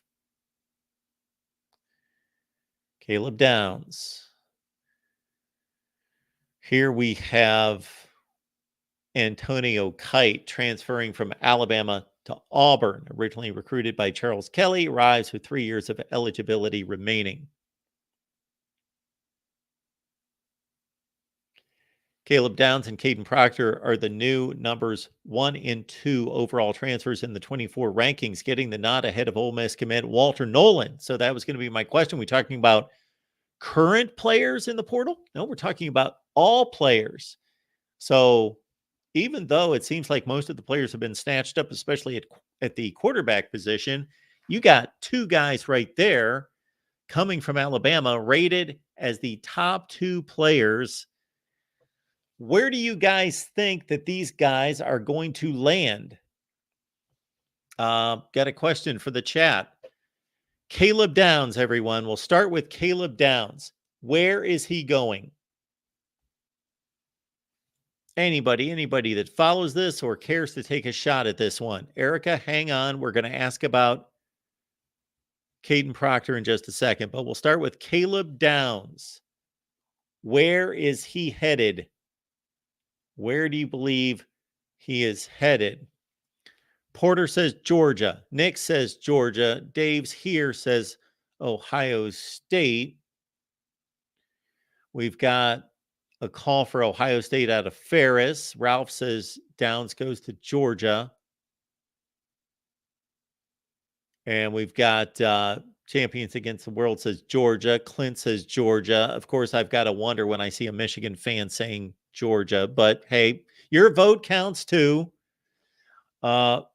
I do think that Georgia's in a great position because I do think that, of course, we don't know how important playing close to home is, but that's what he chose the first time. Arbuck says Downs to Ohio. Porter says he and Kirby have a great relationship. Doc says he's going to Florida State. All right. So we've got probably, I'm guessing, 60-40, 70-30, Georgia over Ohio State. Actually, that's a good poll question for our SEC and Ohio State channels. Let me get that down. And also keep in mind that our Big Ten live show is moving to Friday nights. So you will see me and you will see Tim Prangley. We will take your calls. Tim's going to operate the phones for me, taking your calls. And we hope to have a few interesting guests each and every week, too. It's a Big Ten live show. It's going to be at Friday, 7 p.m. Eastern time every week. And the Ocho with John is still Mondays at 8 Eastern. Okay, we got Caleb Downs in. Now, everyone, Caden Proctor. There you see him right there. Five-star tackle out of the state of Iowa. Almost went to Iowa. Had a commit to Iowa at one point. Chose Alabama. Spent just one season with the Tide. Where is Caden Proctor going to go? Doc says Miami. I don't know if... I guess he's voting here. Mario Cristobal with a great track record of attracting offensive linemen. So we've got Miami. We've got Champions Against the World, says Iowa. Erica. I know she thought about it for a long, long time, but she finally pulled the trigger on Iowa. So I think our voting is stopped. But Caden Proctor, that should be quite interesting. SEC Dog says Texas. Dave says Proctor to Iowa. Homesick. Girlfriend good to Drake. Girlfriend, I guess, goes to Drake. And DK thinks that Colorado is going to step up with some. Is that directed toward Caden Proctor? $5 million? He's not a $5 million player, at least not yet. Ralph is chiming in with Proctor to USC. SEC Dog says Colorado might be right. His girlfriend goes to Creighton. So we've got misinformation in here, possibly. Goes to Creighton. Okay. Creighton, not Drake. Proctor to San Diego State. I don't see that happening. That would be a bit of an upset. Meanwhile, we did have a super chat coming in from our guy, Nick. Nick says, Mark, if Harbaugh leaves, will you cry? You love,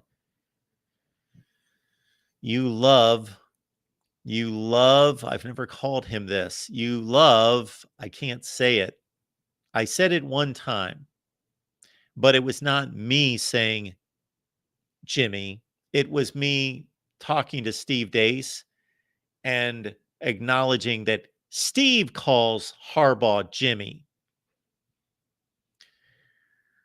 Will I cry? Yes, that would be the one thing on this show that would bring me to tears. That would be we know that it apparently is going to bring Sharon Moore to tears. That I can pretty much assume. That's going to happen.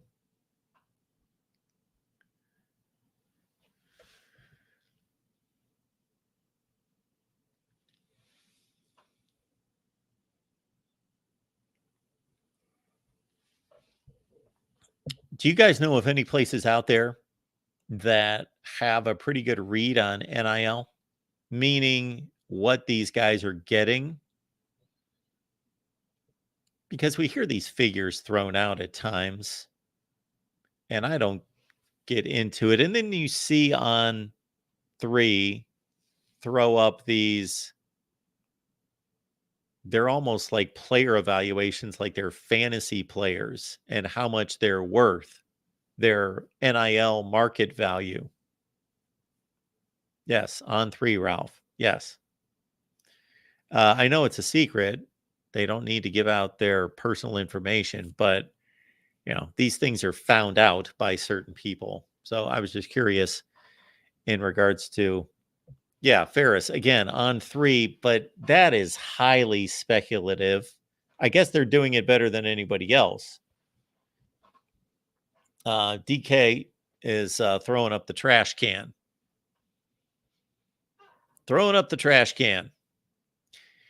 Part of being successful at anything is sticking to what you do well. So we try to do that here. So sometimes people suggest certain things and recommend certain things that I'm not going to get off into. Here's a statement. I got to read this. Nick says, Sharon Moore is a man in touch with his emotions. Make fun all you want, but Moore kicks your team's ass and then sheds tears because he feels so bad your team got spanked. Okay. If I had issues with a man emoting in that way, then I would be a hypocrite, because I certainly have and do myself on occasion. Will wants a call-in link. Can somebody help him out? If not, I will in just a second. But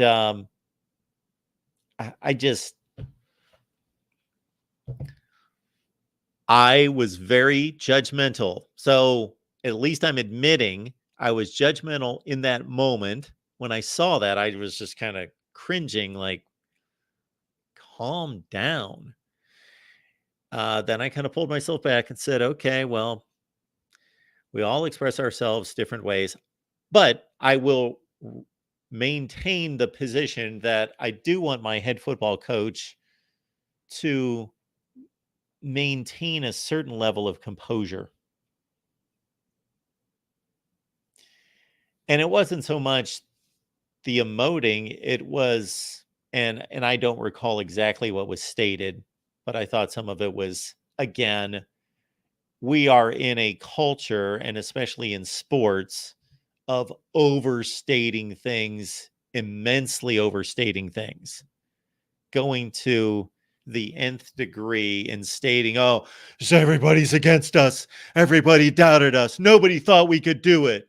You're a freaking 10-point favorite. Nobody thought you could do it. That kind of stuff is just beyond ridiculous. It's just moronic beyond belief. All right, Will, we're posting the link. And there you go. The link is in the chat, Will, and others. And I want to remind everyone, we've got a Big Ten Live show coming up. This is coming up. Friday is our new time, 7 p.m. Eastern time. And I would like to graphically display that if I can find it, but I guess I will at a later date. Got Will here. Will, what's going on tonight? Hey, Mark, I was going to give my take on the SEC Big Ten thing. And for Sharon Moore, like, I'm fine if you cry after beating Alabama. I'm fine if you cry beating, like, Washington. But, like, crying after beating Penn State, man, like, come on, Sharon. Well, wait a minute. See, that's where I kind of disagree with you. Okay. Why is Penn State not a big game? Is that what the points you're making? Well, Michigan's owned Penn State since 2021. They have since 2012, since way back in 2021, Well, I know, they've but owned I'm Penn like, State you're used for to beating 2 Penn years. State. They've owned Penn State. You're used to beating Penn State. Like, you shouldn't have to get emotional for beating Penn State. Like, Ohio State's the rival. Okay, I would be like, okay, like, I would understand it if he cried after beating Ohio State, but like Penn State, like, I don't know. Okay, so I get your point. I'm not saying it's not valid, but the difference there is he was the head coach against Penn State. And that was the first game. I don't So know. now I mean, I'm sticking up for the guy. I'm not saying he's a bad coach. He's a good coach. I just don't, Dave, but I don't think you should have to cry after But if beating you're going to be that overcome by emotions, it's typically going to happen the first time that you deal with that situation. Okay. It's not going to come like the fair. 8th week. That's fair.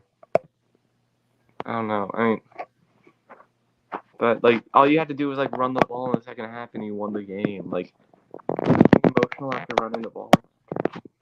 Yes, there's Porter right there. We have lost decorum in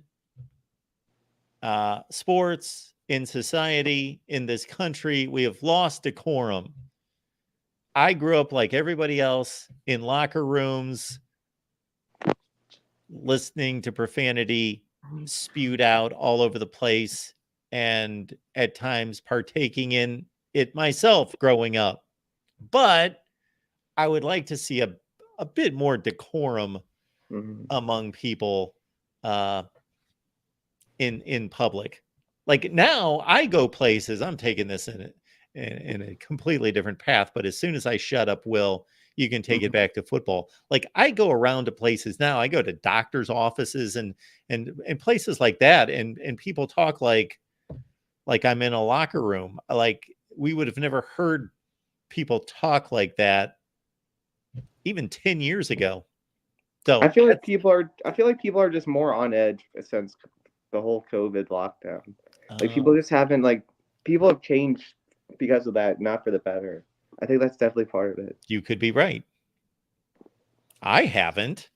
I don't even, that doesn't even cross my mind. But you might be right. Mm-hmm. You may be right. Mm-hmm. As Billy Joel once sang. Mark, Yes. have you heard about Ohio State? Ohio State, I know they made a push for Caleb Downs, but I feel like Caden Proctor would be perfect for Ohio State in terms of need. Yes, he would be. Mm-hmm. That is the number one positional issue going into next season. I'm surprised Justin Fry's coming back a little bit. Yeah, especially since they fired their safeties coach, Mm-hmm. who, from what I understand, everybody loves the guy, Perry Eliano.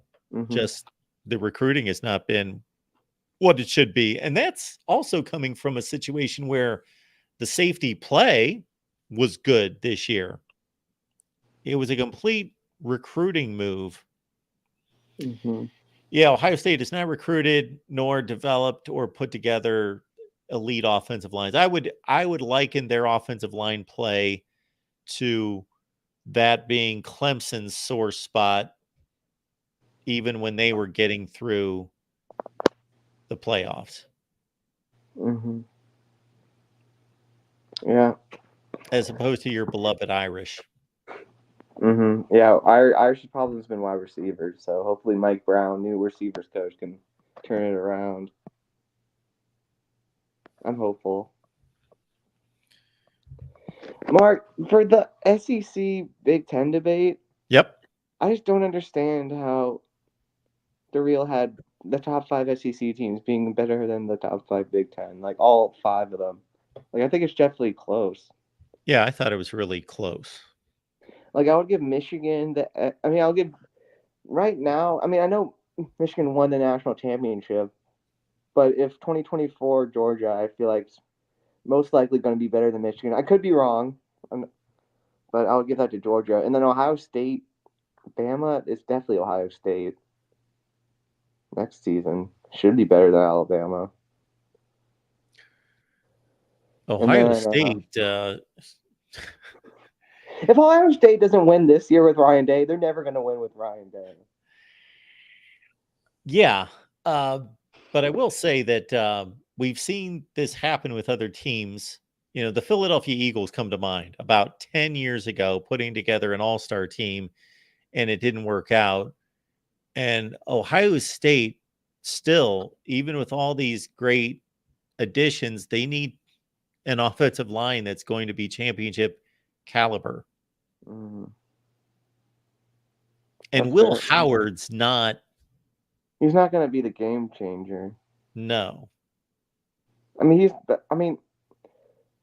no. I mean, he's like a little more. He's going to be like a more athletic Stetson Bennett. More athletic? You think he's more athletic than Stetson Bennett? I mean, he can run I a think he's bit better. bigger. Yeah, he can definitely run a bit better. You think he's a better runner than Stetson Bennett? I mean, like I don't know. in terms of being elusive, I think Stetson Bennett's an excellent runner. Okay. Will Howard's a big dude. He's a I don't want to compare him to Cam Newton. He's just a big guy. So he gets out there and is able to truck I over don't. Maybe some I haven't watched safeties. enough. I probably haven't watched enough Kansas State. But No, but, I would be a bit surprised if we lined up Stetson Bennett and Will Howard, not just in a 40-yard dash, but like running around cones and all of that business, that Will Howard's a better athlete. But I guess number 3, what did you guys do as the number 3 teams? Texas and Oregon. Texas, Oregon. I would lean Oregon. But it's close. Yeah. It's Awfully close. And then 4, Ole Miss, and he had Ole Miss down at 6. Who did he have at 4? He had LSU and Penn State. Penn State. That's also close. Yeah, I mean, I'm trying to take my BK anti-BK out of it. That's close. I tend to like Penn State in that one. Yeah, I would have said that too. And then his 5 slot was, I don't even know where I wrote this down. There it is. His 5 slot was, we forgot about. Actually, Oklahoma was his 4 against Penn State. And LSU Penn against State would USC. definitely beat Oklahoma. I mean, I don't think Oklahoma is all that. Yeah. I mean, we'll see how good Jackson Arnold is, but he can't be throwing picks like that. If DeReal is still listening, you know what's impressive about this SEC list? Mm-hmm. We went 10 deep. He didn't name Missouri. What? How do you not name it? I think he just forgot about him. But I'm just making the point. 11 and 12, Missouri, Auburn, you're still at that level of team at 11 and 12 versus the Big Ten. You're more in the, I guess, technically Northwestern should have already been listed, but based on what we expect. You're more in the Minnesota, Illinois, Michigan State range. Someone asked him, where do I think Notre Dame would rank in 2024 in the Big? I mean, if we're any lower than 3, I'm going to be pretty depressed. I mean, I feel like Notre Dame just doesn't have any weaknesses. Like, I mean, obviously, like the wide receivers have to improve, but if the receiver play improves, we have 2 of the best coordinators in college football, with Mike Denbrock and Al Golden. I mean, they're both at least top 10 coordinators. I mean, I don't know what do you think of Al Golden, but I think he did a heck of a job this year. Yes, absolutely. I think Denbrock for sure is top 5, and then Golden is at least top 10. Yeah, there's a reason that Al Golden has consistently been able to get jobs like that as a coordinator. But you're saying that you're comfortable with Notre Dame being, I guess you're saying, behind Michigan, Ohio State. They've proved it, and we haven't. Like, we haven't won crap. It's so frustrating, but we haven't won anything.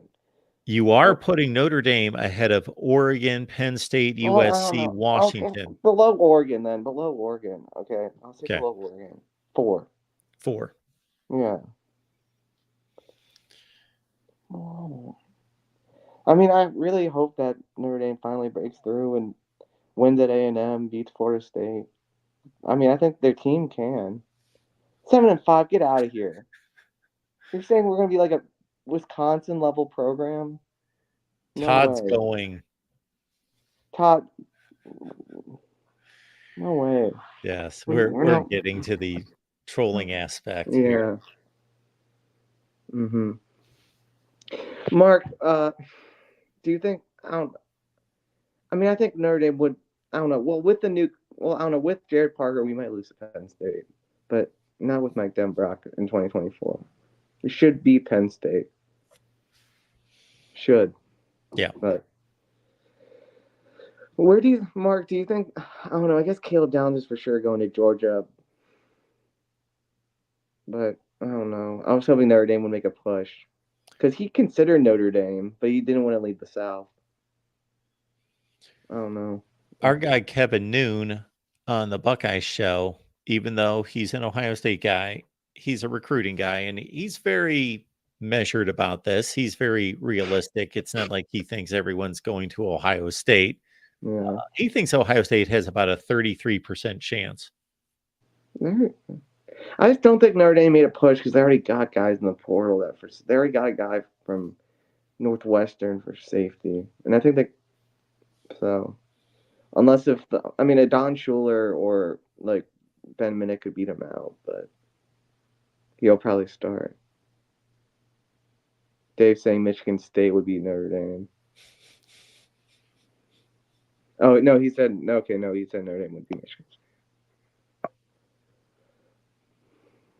State. Mark, I mean, it was a pretty bad bowl season. I mean, there were some memorable bowls, but I think you're right. It was it was bad. I mean, there were some highlight bowls in there. Well, when you play 41 games, there's going to be They're bound to be good games. I enjoyed Clemson and Kentucky. And I always enjoy the beginning of bowl season because I think I get to see teams play that I don't normally watch. And we had that, the New Orleans Bowl, Jacksonville State, and Louisiana played overtime, and it was a 4th down play. And we had that crazy 28-0 deficit by Western Kentucky, and they came back and won. We had some games like that among the group of 5. But once we got into bowl week, and it was almost all Power 5 football. And then, of course, we're supposed to be watching top 10 teams play in the New Year's 6. And we had no good games outside the playoff. None. In the New Year's 6? In the New Year's 6. Probably. I think you're right. I can't think of any at the top of my head. The closest game, you know what the closest game was Ohio State, Missouri, but it wasn't a good game. That was it was 3-0 in the 4th quarter. And I'm a defensive guy, and I'll stick up for the defense in defensive games, but that's a bit extreme. I remember I went to Mass during that Georgia. I knew that Georgia Fuller State was going to die. All right, I'll go to Mass now. I'll get it done. I didn't watch that game at all. One of the best late bowl matchups. It was outside the New Year's Six, but a New Year's Day game. LSU and Wisconsin was a really good game. Yeah, that was a good game. The Arizona Bowl was good. It wasn't Power 5, but yep. Yeah. That was a good game. And did you catch the broadcast? They're characters, man. Dave and Big Cat. The broadcast was hilarious. For anybody who did not see the Barstool Arizona Bowl, Barstool Sports Arizona Bowl, these guys were, so I flipped this on and I know what I'm getting into. I know it's not going to be your standard. There was a sideline reporter who made a comment about he was clearly making fun of Carissa Thompson, who, if you're not aware, folks, admitted during a podcast in the last couple months that she would make up what coaches stated.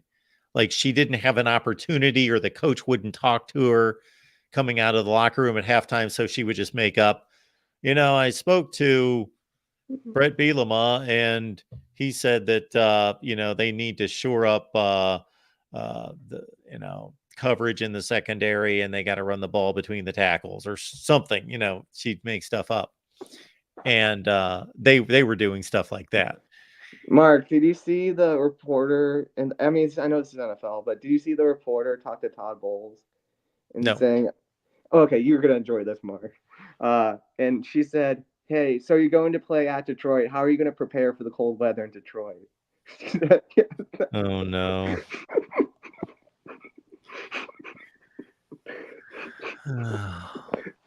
I mean, Tom Bowles gave a good, funny, but like we're pretty respectful for someone that was looking like a complete idiot on TV. But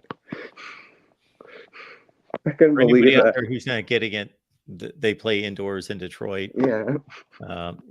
I would have said something sarcastic about walking from the bus to the stadium and making sure we don't slip on any ice or something stupid like that. Oh my goodness. Yeah, these sideline reporters, that's one of my and there's some good ones. It's not like they're all a waste, but most of them are. Holly Rowe's great. I love her. She is. She's a true journalist. Jenny Taft is good. I think Quinn Kesnick is exceptional. Yeah, I mean, I know Quinn because he's like I know I always mention this. I follow lacrosse. He's the main lacrosse. He was a goalie, so he knows sports inside and out. Like Quinn's one of the best people on ESPN. And our guy Tom Luganbill, he does the sidelines, and he's very different because he's actually played. He's a recruiting analyst. He's the recruiting director at ESPN. Yeah. And one more. There's what do you think about in the SEC? Do you think that Texas is going to complain about the horns down? I know this is ridiculous, but okay. So when this came up just here in the last couple of days, where did this come up from? Like what originated? The Texas coach on the hot seat. Texas basketball coach was on the hot seat. They lost. They got upset by UCF at home. Who is that, by the way? Do we know? Oh my gosh, I can't think of his name. Rodney something. I don't know who he is then. And he was and the UCF was they're getting upset by UCF. It's their first year in like a major basketball conference. Embarrassing loss. I mean, they've done better in the Big 12. Embarrassing loss. And they're all doing the horns down. All the UCF players were like, "Yeah, we beat Texas, horns down." And the coach was not happy about it when they were in the Rodney Terry, thank you. And they're in the handshake line, and he was like chastising the Texas players, like about the horns down, and people were like, "Oh my gosh!" Like, wait till they get to the SEC. He was chastising Texas players UCF or UCF players. UCF players. The Texas coach was. Yeah, I just think all of that's silly. I think that if you're going to throw up some kind of salute like that, then you've got to be prepared for the backlash. And it's not, I don't find it, of course, it's not my team, but I don't find it. Look at all the things that the Bucknuts There you go. The buck nuts get called. Yeah. I don't like to hear buck nuts, and even though that's not even a derogatory term, that's that's a website, buck nuts. But the suck eyes, and you can come up with the acorns. Our guy Cam Underwood calls them O State and calls them the acorns, and I don't care. Whatever. Yeah, I don't know. I just don't What, are get you gonna it. outlaw that as well? Yeah, it's ridiculous. All right, Mark. Well, I want to go. Sounds good, Will. Thanks so much for letting me call in. Have a great night. Thanks for calling. All right, we got Porter on the line. Good to have Porter here. Hey, Mark. First time I talked to you this year. That's right. Happy New Year. Yeah, Happy New Year to you. And I appreciate you what you were saying earlier about some of the things in society that have gotten out of whack. I'm just sick and tired of being out in public, and I'm not going to talk about this long. I'm just saying I'm just sick and tired of being out in public and somebody dropping F-bombs. My family's trying to eat or something like that. I mean, it's just that. Yes. Ridiculous. But and I'm going to continue it just again. Again, that's not a good thing. You're out at a restaurant. You should be understanding of who's around you and all that. But I'm talking about like even people that are doing their job. They are in a service industry and they're not off work. They're employed there and they're cussing up a storm like while they're doing their job. Yeah. Well, actually, I've called out a few people on that. And yeah, I'm not going to get into the details, but I won't stand for that, especially if I'm a customer. But yeah, I appreciate you saying that. I will say, getting back to football, congratulations to Michigan. I know the Michigan hubris may be getting to you these days, but it is good to see the big brands win. I love college football. Michigan is great for college football, along with Southern Cal and all the other ones. So I was happy for him. I really was. I know I know what your roots are and everything, but I was very happy, especially with people on the chat and in this forum.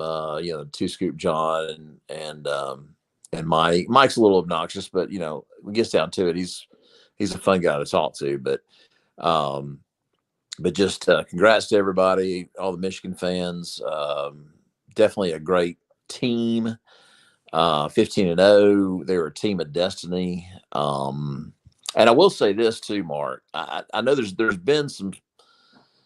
I've said this in the chat a number of times since they won, and nobody really has really, I guess, given it much credibility when I say it in the chat, but all these people that saying they're going to vacate the national championship, you can't vacate a national championship because the national championship is given by outside entities like the AP. So all these people saying it's going to be vacated, this isn't like basketball. This isn't like Louisville vacating a national championship in 2014. It's not going to happen. They're going to be able to call themselves national champions forever. Do you not agree? Well, I'm scanning through history. I thought that we did not have USC have to vacate a national championship, did we? No, because the AP will never revoke a national champion once the AP gives it. And that's the most prestigious polling service out there. So it's done.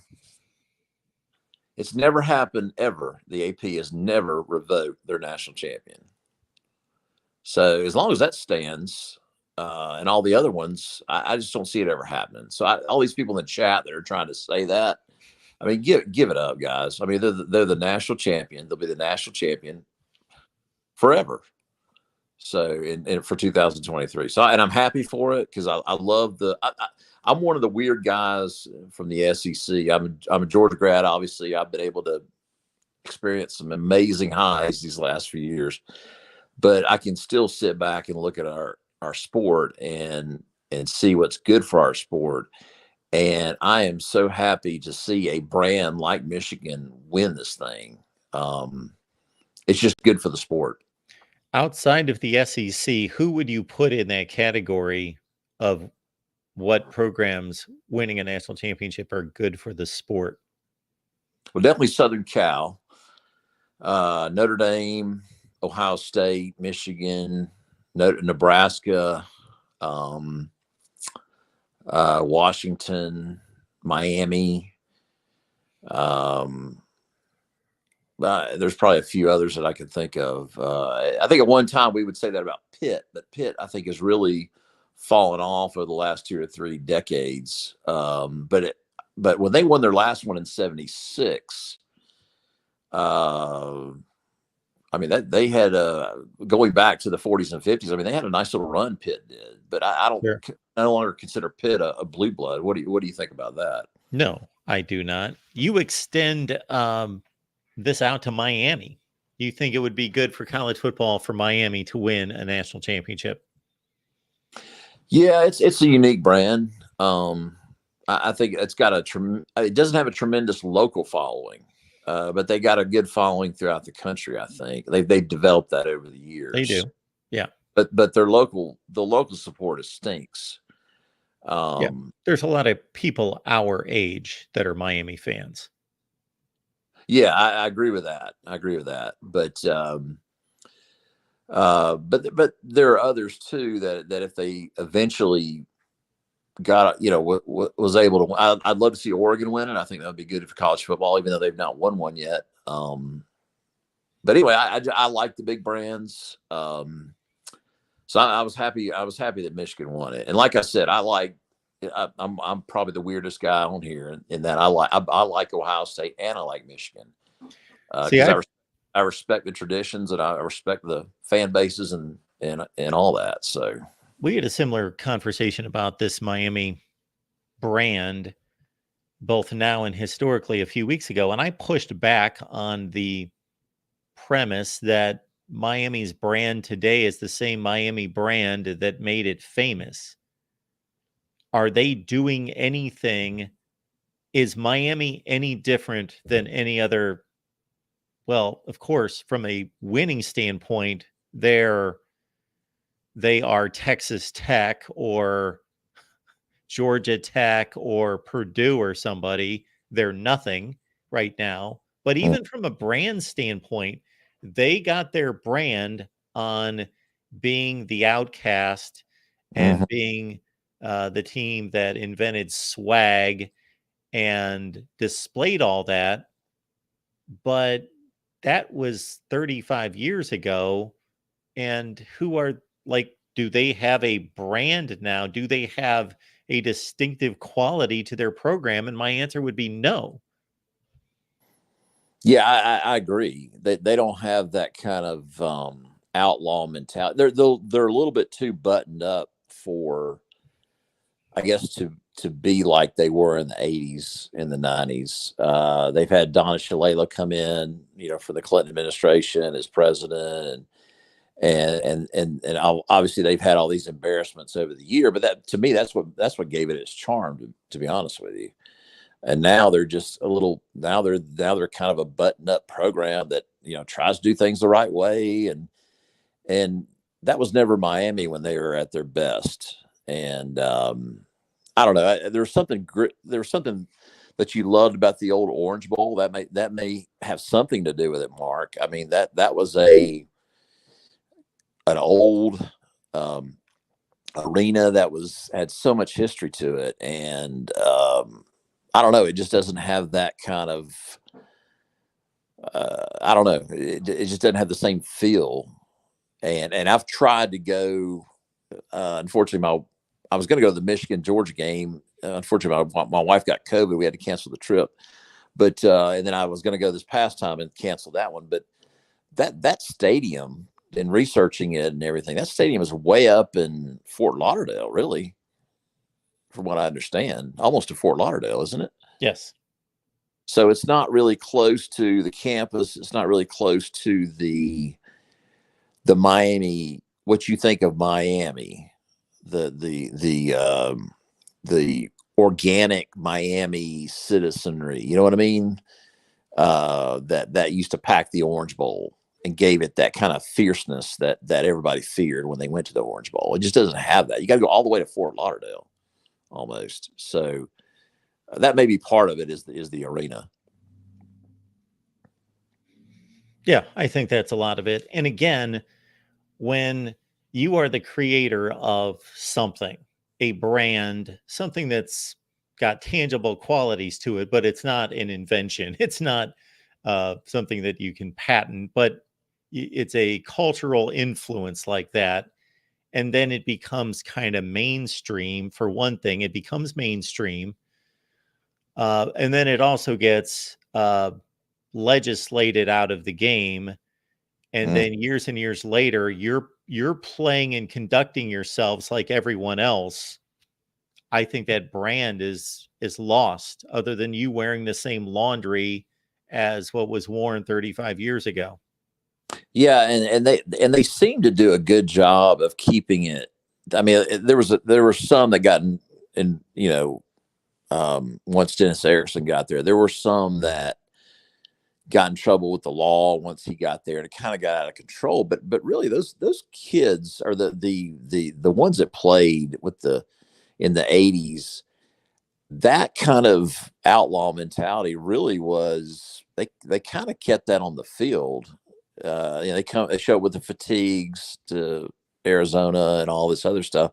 But really, when you see the 30 for 30s on the U and the Catholics versus convicts and all this other stuff, the Miami players really come across very well educated, smart, and it was funny in that Catholics versus convicts thing. They were saying there are more Catholics in our locker room than there are in Notre Dame. So. The players were a lot more intelligent, a lot more law-abiding than they showed on the field, and what they showed on the field really appealed to a lot of people because they had that outlaw mentality. Now, when they had it going, I wasn't really a big fan of Miami, but looking back on it, it was a fun run for Miami to win 5 national championships in 83 through 2001. How many years is that? 19 years to win 5 national championships. I mean, that's a heck of a run. Mm-hmm.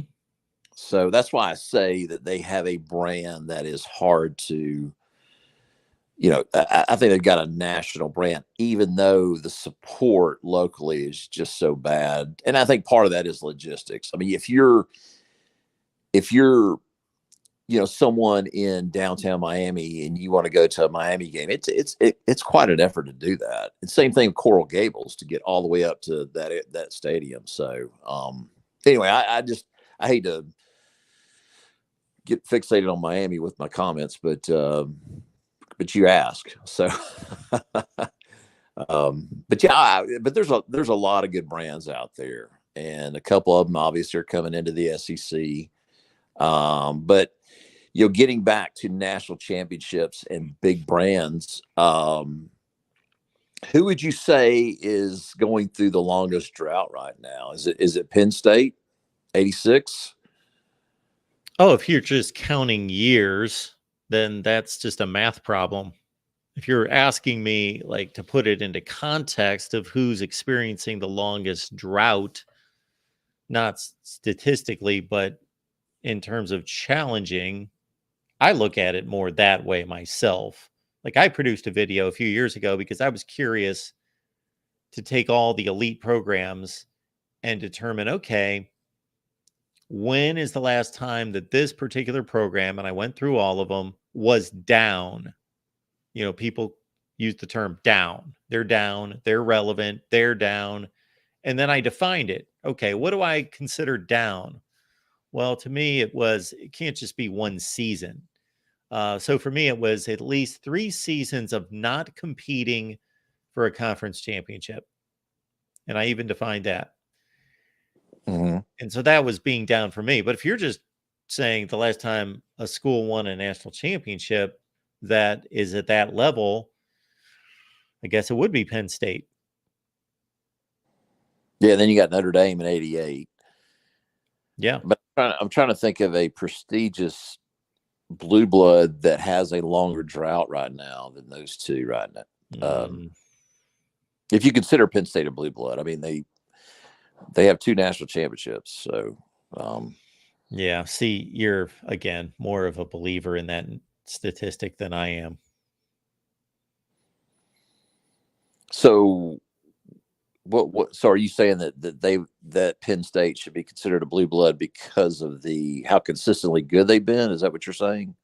Yes, and that the number of national championships and the awarding of national championships has been so extremely flawed through the years that number is just kind of a gauge.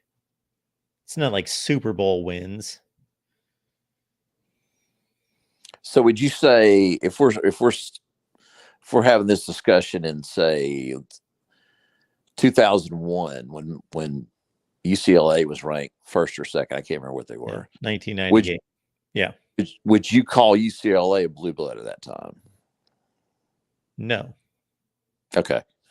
Because I'm not aware of UCLA ever winning one. So they've got one in the 50s they've got at least one claimed. Now, if you're talking about AP championships, it doesn't matter.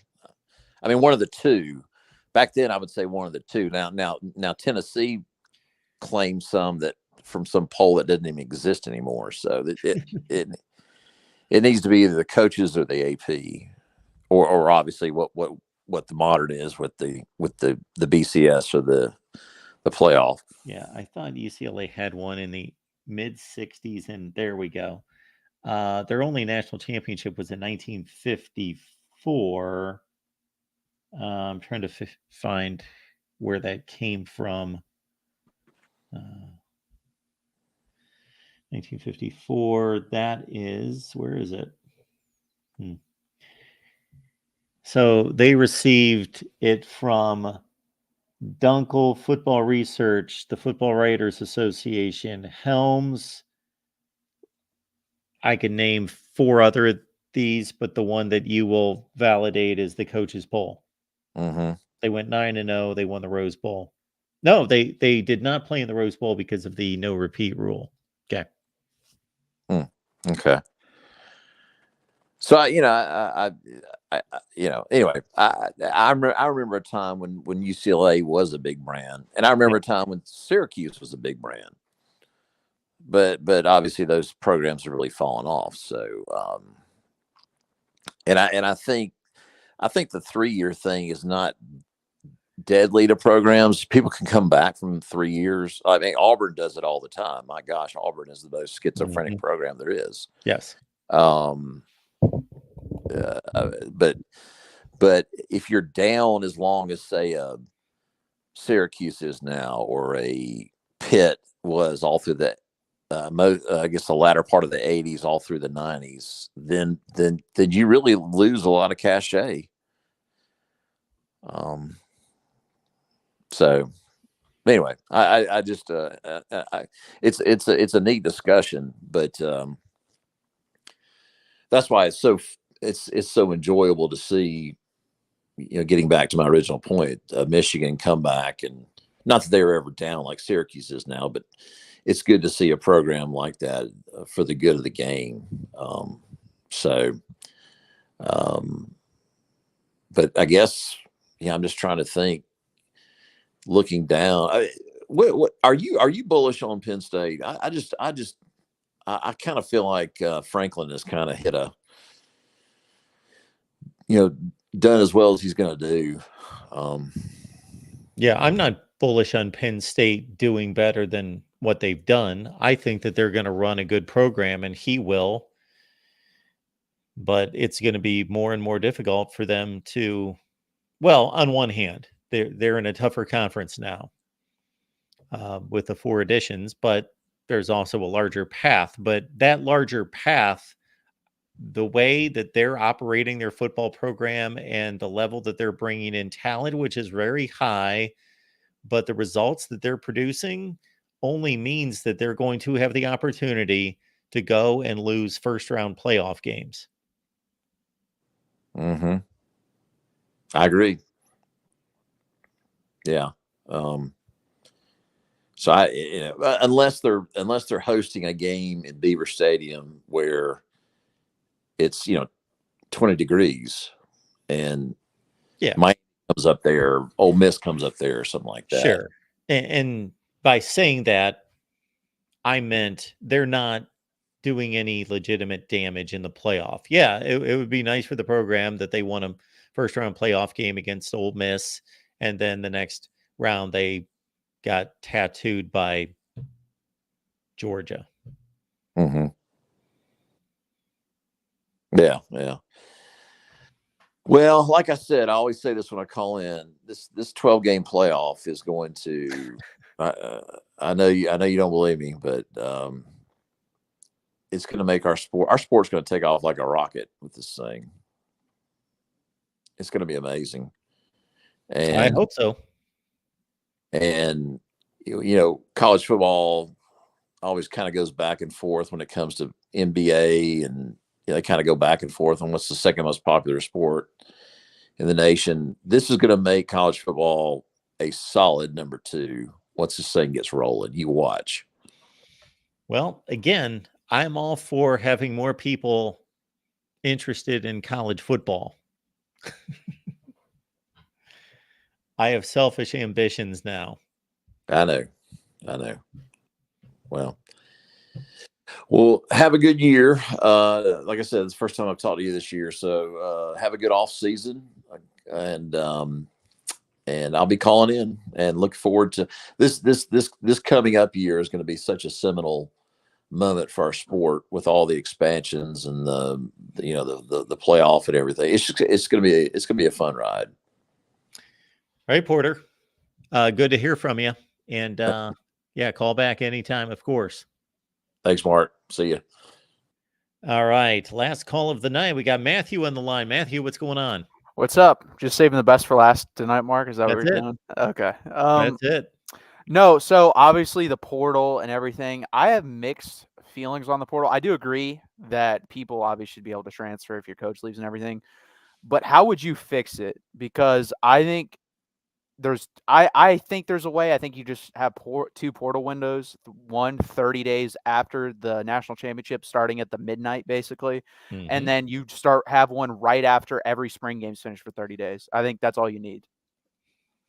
So I've said something similar, and I agree, but I think that the only downside is that you have roughly 50 to 55 teams in the country that have players who played their last football game on Thanksgiving weekend. And now they know that they want to make a decision, that they want to move on, and they've got to wait 6 weeks. Yeah. I mean, I guess you could have like 3, but have a short one right after the regular season for 2 weeks. I think you don't need a 30-day window for that. But because once you're in, you can stay in for as long as you want, is what I understand. So I think that would be fun too. Yeah. And I think that also makes it more manageable for the coaching staffs that are in the middle of National Signing Day coming up in the mid portion of December. And then, of course, postseason games and all that they've got to deal with. No, 100%. And like, I don't feel bad for Alabama, but I do feel bad in the fact that this is going to happen at some point to most likely every big time program, because you're going to have a coach retire, leave, whatever. And it's not fair to Kalen DeBoer, because imagine if they didn't have the rule where if your coach leaves, you get 30 days. Instead, like I said, you had that spring one. So they had to wait till the spring one. Kalen DeBoer might be able to win some of those guys over and keep his roster intact. Like, that's a very good possibility that could have happened. So that's why I don't really like that. I know. And I'm not preventing them from transferring. What I'm saying is they'll just have to wait a couple months, and they might, like I said, like Kalen DeBoer, and be like, oh, well, I don't want to leave. Whereas they didn't really get a chance. You don't get it. And that is partially on them. But again, they're 18 to 22-year-old kids. They're going to make rash decisions. Or if you force them not to be able to do that, then you might be able to fix this up a little bit. I made the statement probably before you jumped on when you were doing your show that the impact of a guy like Jed Fish at a mid-level program is now no longer an impact, to where before the transfer portal was a thing, he would go to a place like Arizona. And then if you were able to capitalize on what he did and hire another good coach, well, he just lifted you from Kevin Sumlin, the abyss, 1-11, losing 20 straight games, and made you a stable program, improved the roster considerably. And then most of those players wouldn't leave. You'd bring in another coach. And as long as you made another good hire, you could capitalize from him changing your program to a certain extent. But now he leaves, everybody leaves, and there you go. There's probably still a minimal impact in a positive way, but it's nothing close to what it used to be. Yeah, I mean, I 100% agree. I mean, Arizona's like 4 players away from being irrelevant again. I mean, if Mike Fafita, Torion McMillan, and we talked about, I believe, the middle linebacker that Texas fans are hoping he jumps in the portal, Jacob Manu. Those are 3 guys. If they leave, Arizona is just going to be terrible again. So I definitely agree with that. I think it's going to be interesting. And so we talked about that. But what else? So you and Porter talked about Blue Bloods. I actually had a different spin on this. It's not the same because Nick Saban left. What you've talked about this in the past. What are your top 5 jobs? If every job's open, what would be your top 5 jobs?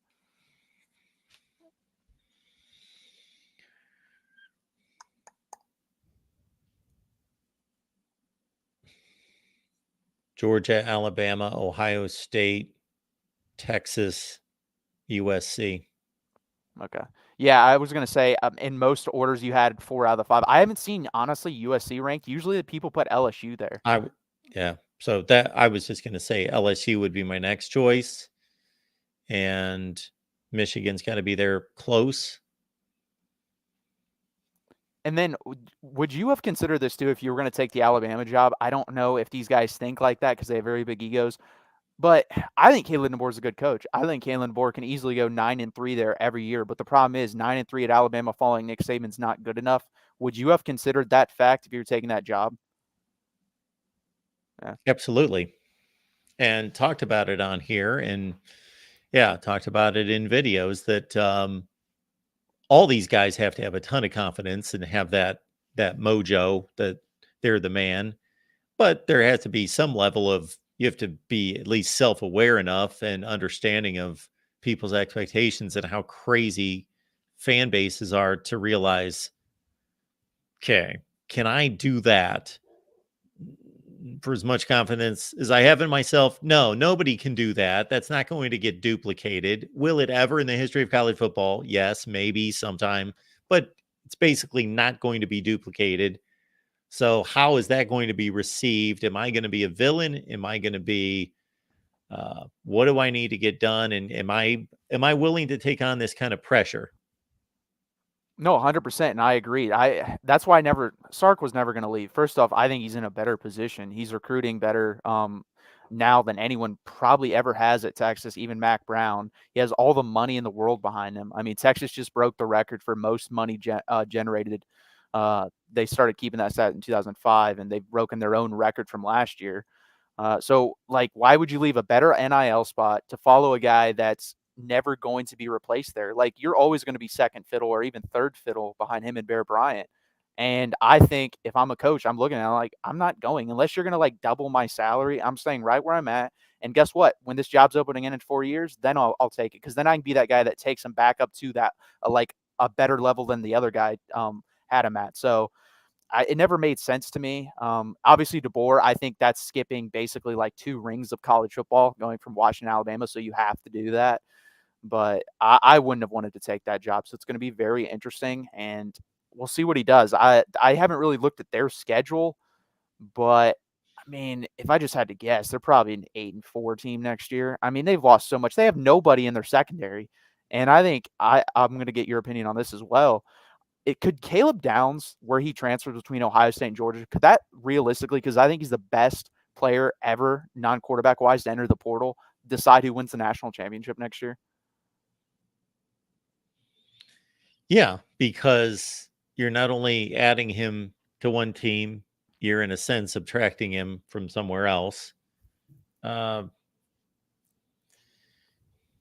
that's quite a statement for a non-quarterback position, but the passing game being what it is, there's only so many guys that have that level coverage skills, and each coverage guy that you put on the field that has that level of talent, that you can account for one other really good receiver on the other side, and the passing game being the thing that is what it is in college football. Yeah, it's a significant change.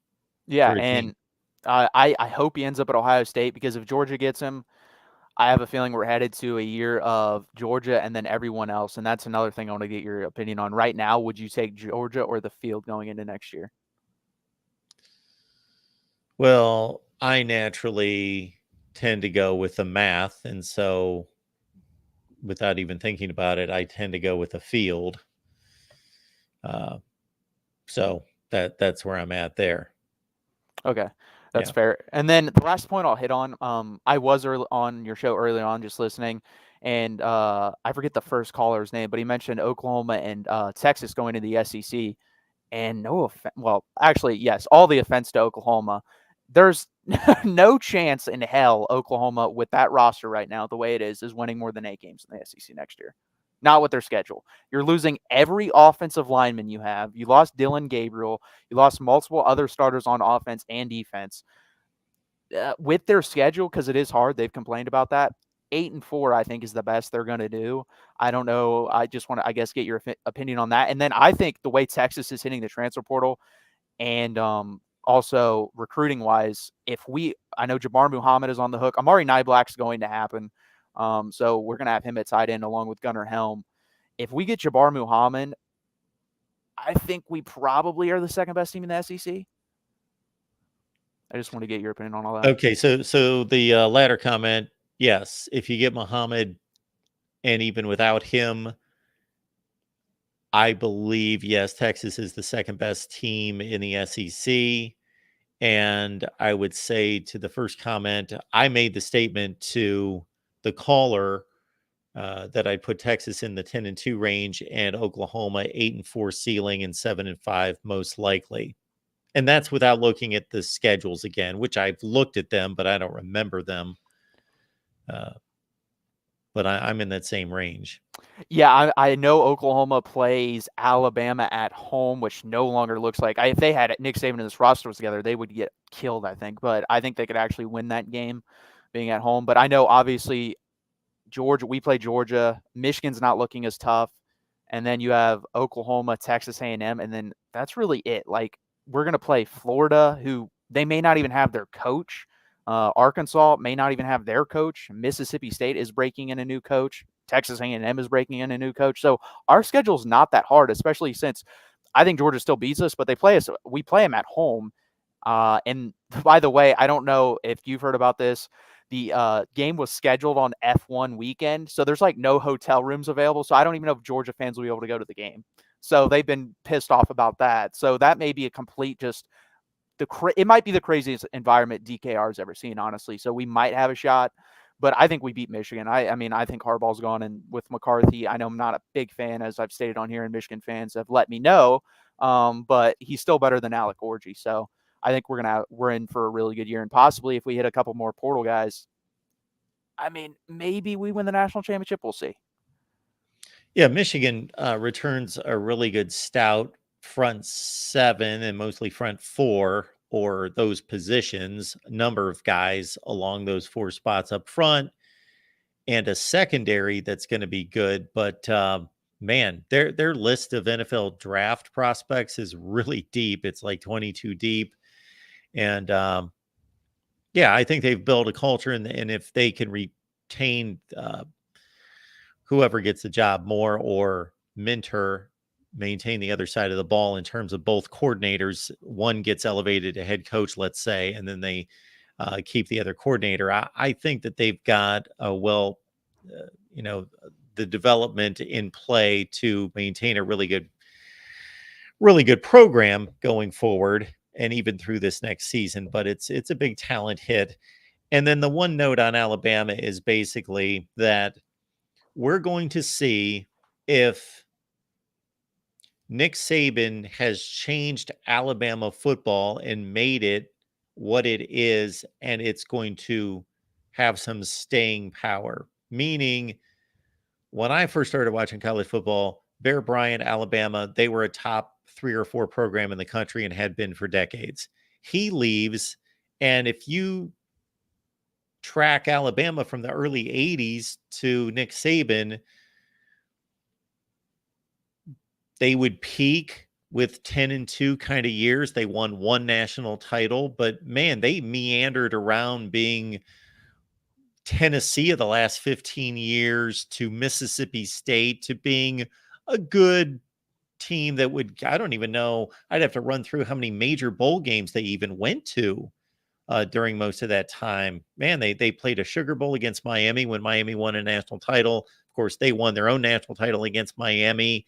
They lost an Orange Bowl to Brady. You know, they had, I could come up with the other 1 or 2. They only had like 5, what we call now New Year's 6 games in about 40 years, 35 years. They were an Outback Bowl kind of program for most of that time. And so is Nick Saban so amazing and so good that he's lifted them to these heights that that's going to be able to be maintained. And of course, it's on Kalen DeBoer to maintain that. Or the one positive they have in all this is that the level of high school football in that state is so much better right now than it was 30 years ago. It's like a top 6, 7, 8 state in America. It's a really good football playing state for its lack of population. So they can get legitimate run of 4 and 5 stars out of that state, which was not the case decades ago. But yeah, just to assume, just like when Dabo and Dabo's experiencing it himself without even leaving. So we'll see if he can bounce back. You know, it's not necessarily just a given that Alabama's going to be what Saban's made it. Well, and the thing is too, why these guys are transferring, people don't realize their NIL game was very average. Like, they weren't paying people that much, and it was because they were willing to go there and take a pay cut for Nick Saban. They were willing to take that pay cut, be developed by the best coach in the history of college football, and that's no longer there. That's why you see Isaiah Bond, Amari Niblack, Caleb Downs, Caden Proctor, and all those guys transfers, because they're like, okay, we can make double the amount of money and go somewhere else, and also we can go to a staff that we think is equally as good now. Like, they don't know what they're getting with Kalen DeBoer. So it's, they're going to have to either step up in NIL, or Kalen DeBoer is going to have a really great season for those recruits to be like, oh, well, it's still Alabama. It's going to have to be one of the two. I don't know what road they decide to go down. It's going to be interesting. But yeah, and another thing too, Alabama fans, I've watched a couple of videos because I've been subscribed to a couple channels talking about Alabama since we played them. And they're just like, well, these players were attached to Nick Saban, not Alabama. You know, newsflash, that's how the recruiting world works. These players go to schools for their coaches and NIL. They don't care about Alabama. They could give 2 craps about Alabama. So when I heard that, I was like, I immediately stopped watching the video because they lost all credibility in my mind when they said it. Because no player ever goes to a school and is like, well, there are some. But they're very rare. It's like Jordan Whittington for us. That's like the one guy on the team I could say he went because it's the University of Texas. I went to Texas for high school football, and I'm going to the university, the flagship of the state. Those guys are few and far between. Most guys are like, can you develop me, get me to the NFL, and can you get me paid? That's what they care about. So welcome to the world of college football, Alabama fans. You're finally living in it. Yeah. Absolutely. And just to answer Erica's question here, and Erica, thank you so much for your contribution. And I apologize for not seeing this. Here's my deal on blue blood. And this is not the definition. I don't pretend to say that my definition has to be taken on by everyone. But the term blue blood is a royal term. It comes from a term connected to royalty. Royal blood is blue blood. Like, it's in your veins. You can't do anything to change it. You're born regardless of your merit as a individual. you're born into royalty. Therefore, technically speaking, whoever were the blue bloods at the beginning of the sport would stay the blue bloods for the entirety of time, and you couldn't become a blue blood or you couldn't lose blue blood status. Well, that's a little rigid, because is Harvard still a blue blood, or Army? No, they're not. But technically you could say that they are. But if you look at when the sport became what it is, and there was some structure to it, like right around World War II, you pretty much have the same field of blue bloods as you do now. So those who are what I would consider to be the blue bloods. And there are elites that have made themselves elite since then. Miami and Florida State, the most notable in the late 70s, early 80s. But Miami is no longer elite. Are they a national brand? Yes, that can be argued, but that's different than they're not elite on the field. Clemson has made itself elite. They're slipping from that spot. So that's my only distinguishing quality. But Oregon is close to elite now, but they're not a blue blood. That's fair. I agree with everything you said, but it's going to be interesting because, like you said, it doesn't change. But if Oregon wins the next 4 national championships, should they be a blue blood? Probably. Yeah. But I never use that term myself. I just say elite. Are you elite? yeah, I always see a poll on Twitter. Someone does it like every offseason. He puts up like 20 schools and says, is it a blue blood? And I think the 6 or 7 that end up being blue bloods are like Alabama, Notre Dame, or Texas, Oklahoma, Ohio State, Michigan, and then Nebraska barely makes it every year. Those are like the 7. But, I mean, it's debatable. I think you could probably add 1 or 2 more or take 1 or 2 off. Yeah. But that's all I got for you tonight, Mark. Guys, Wednesday, 7:30 p.m. Eastern time, join me on the SEC channel. Yeah, we're going to do something to get people on over to that show, because it's too good not to check out, folks. Wednesday night, typically, 7:30 Eastern time. So again, please get on over to the SEC channel, subscribe. The link is right in the description section. If you go to any video, right at the top, it'll say SEC channel, Big 12 channel. It's got a link right there. So you can follow it right over. And you know what? I'm going to ask you to blindly subscribe. Just subscribe. Doesn't cost anything. And make note of Wednesday at 7:30 Eastern time. Thanks, Matthew. Appreciate you being here. Yeah, no problem. Thank you, Mark. And speaking of programming changes, we've got our Big Ten show moving from Monday to Friday. So we'll be back. And really, as Matthew was saying some of those things about his show on Wednesday nights, I was thinking, I think we'll do better with an audience. We have a sparse audience tonight.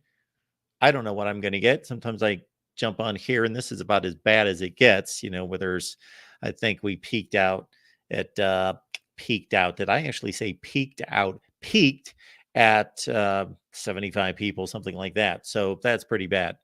So, and that goes back to me not having a regular schedule. But when you got Florida State, Miami, USC, Ohio State, Iowa, Nebraska, and whoever else I forgot shows to do, then it's difficult for me to keep to a schedule of these shows. But that is a must see and participate in every Friday night, 7 o'clock Eastern time, starting tomorrow, the Big Ten Live show. And I'd like to nail down what I would like to do is maybe have 2 time spots set aside for call-in shows each week, in addition to the Big Ten Live show. And then I'd like to do an SEC live show and figure out a time for the SEC live show, the Big Ten Live show, 2 other call-in shows. And then, of course, we're always going to jump on here with breaking news as best we can. All right, folks, appreciate you all being here at the Voice of College Football. Check out our Florida State channel as well, because we really hit it hard, and we're on the air when the news came down of the ACC's allegations against Florida State and the next level, as this was ratcheted up to a very hostile level between the ACC and the Florida State University in terms of the grant of rights. So check that out. And I'm going to look into that a little bit more and possibly bring some folks on here. We do have an extremely special show coming up next Thursday. We'll talk a little bit more about that. Big Ten information on Twitter. If you follow him on Twitter, he is a extreme wealth of knowledge concerning national college football, not just the Big Ten, but realignment and the inner workings of college football. And we will get together next Thursday, but more to come on that right here at the Voice of College Football. Please hit the like button on your way out and give our SEC and Big 12 channels a shot. And we'll see you next time.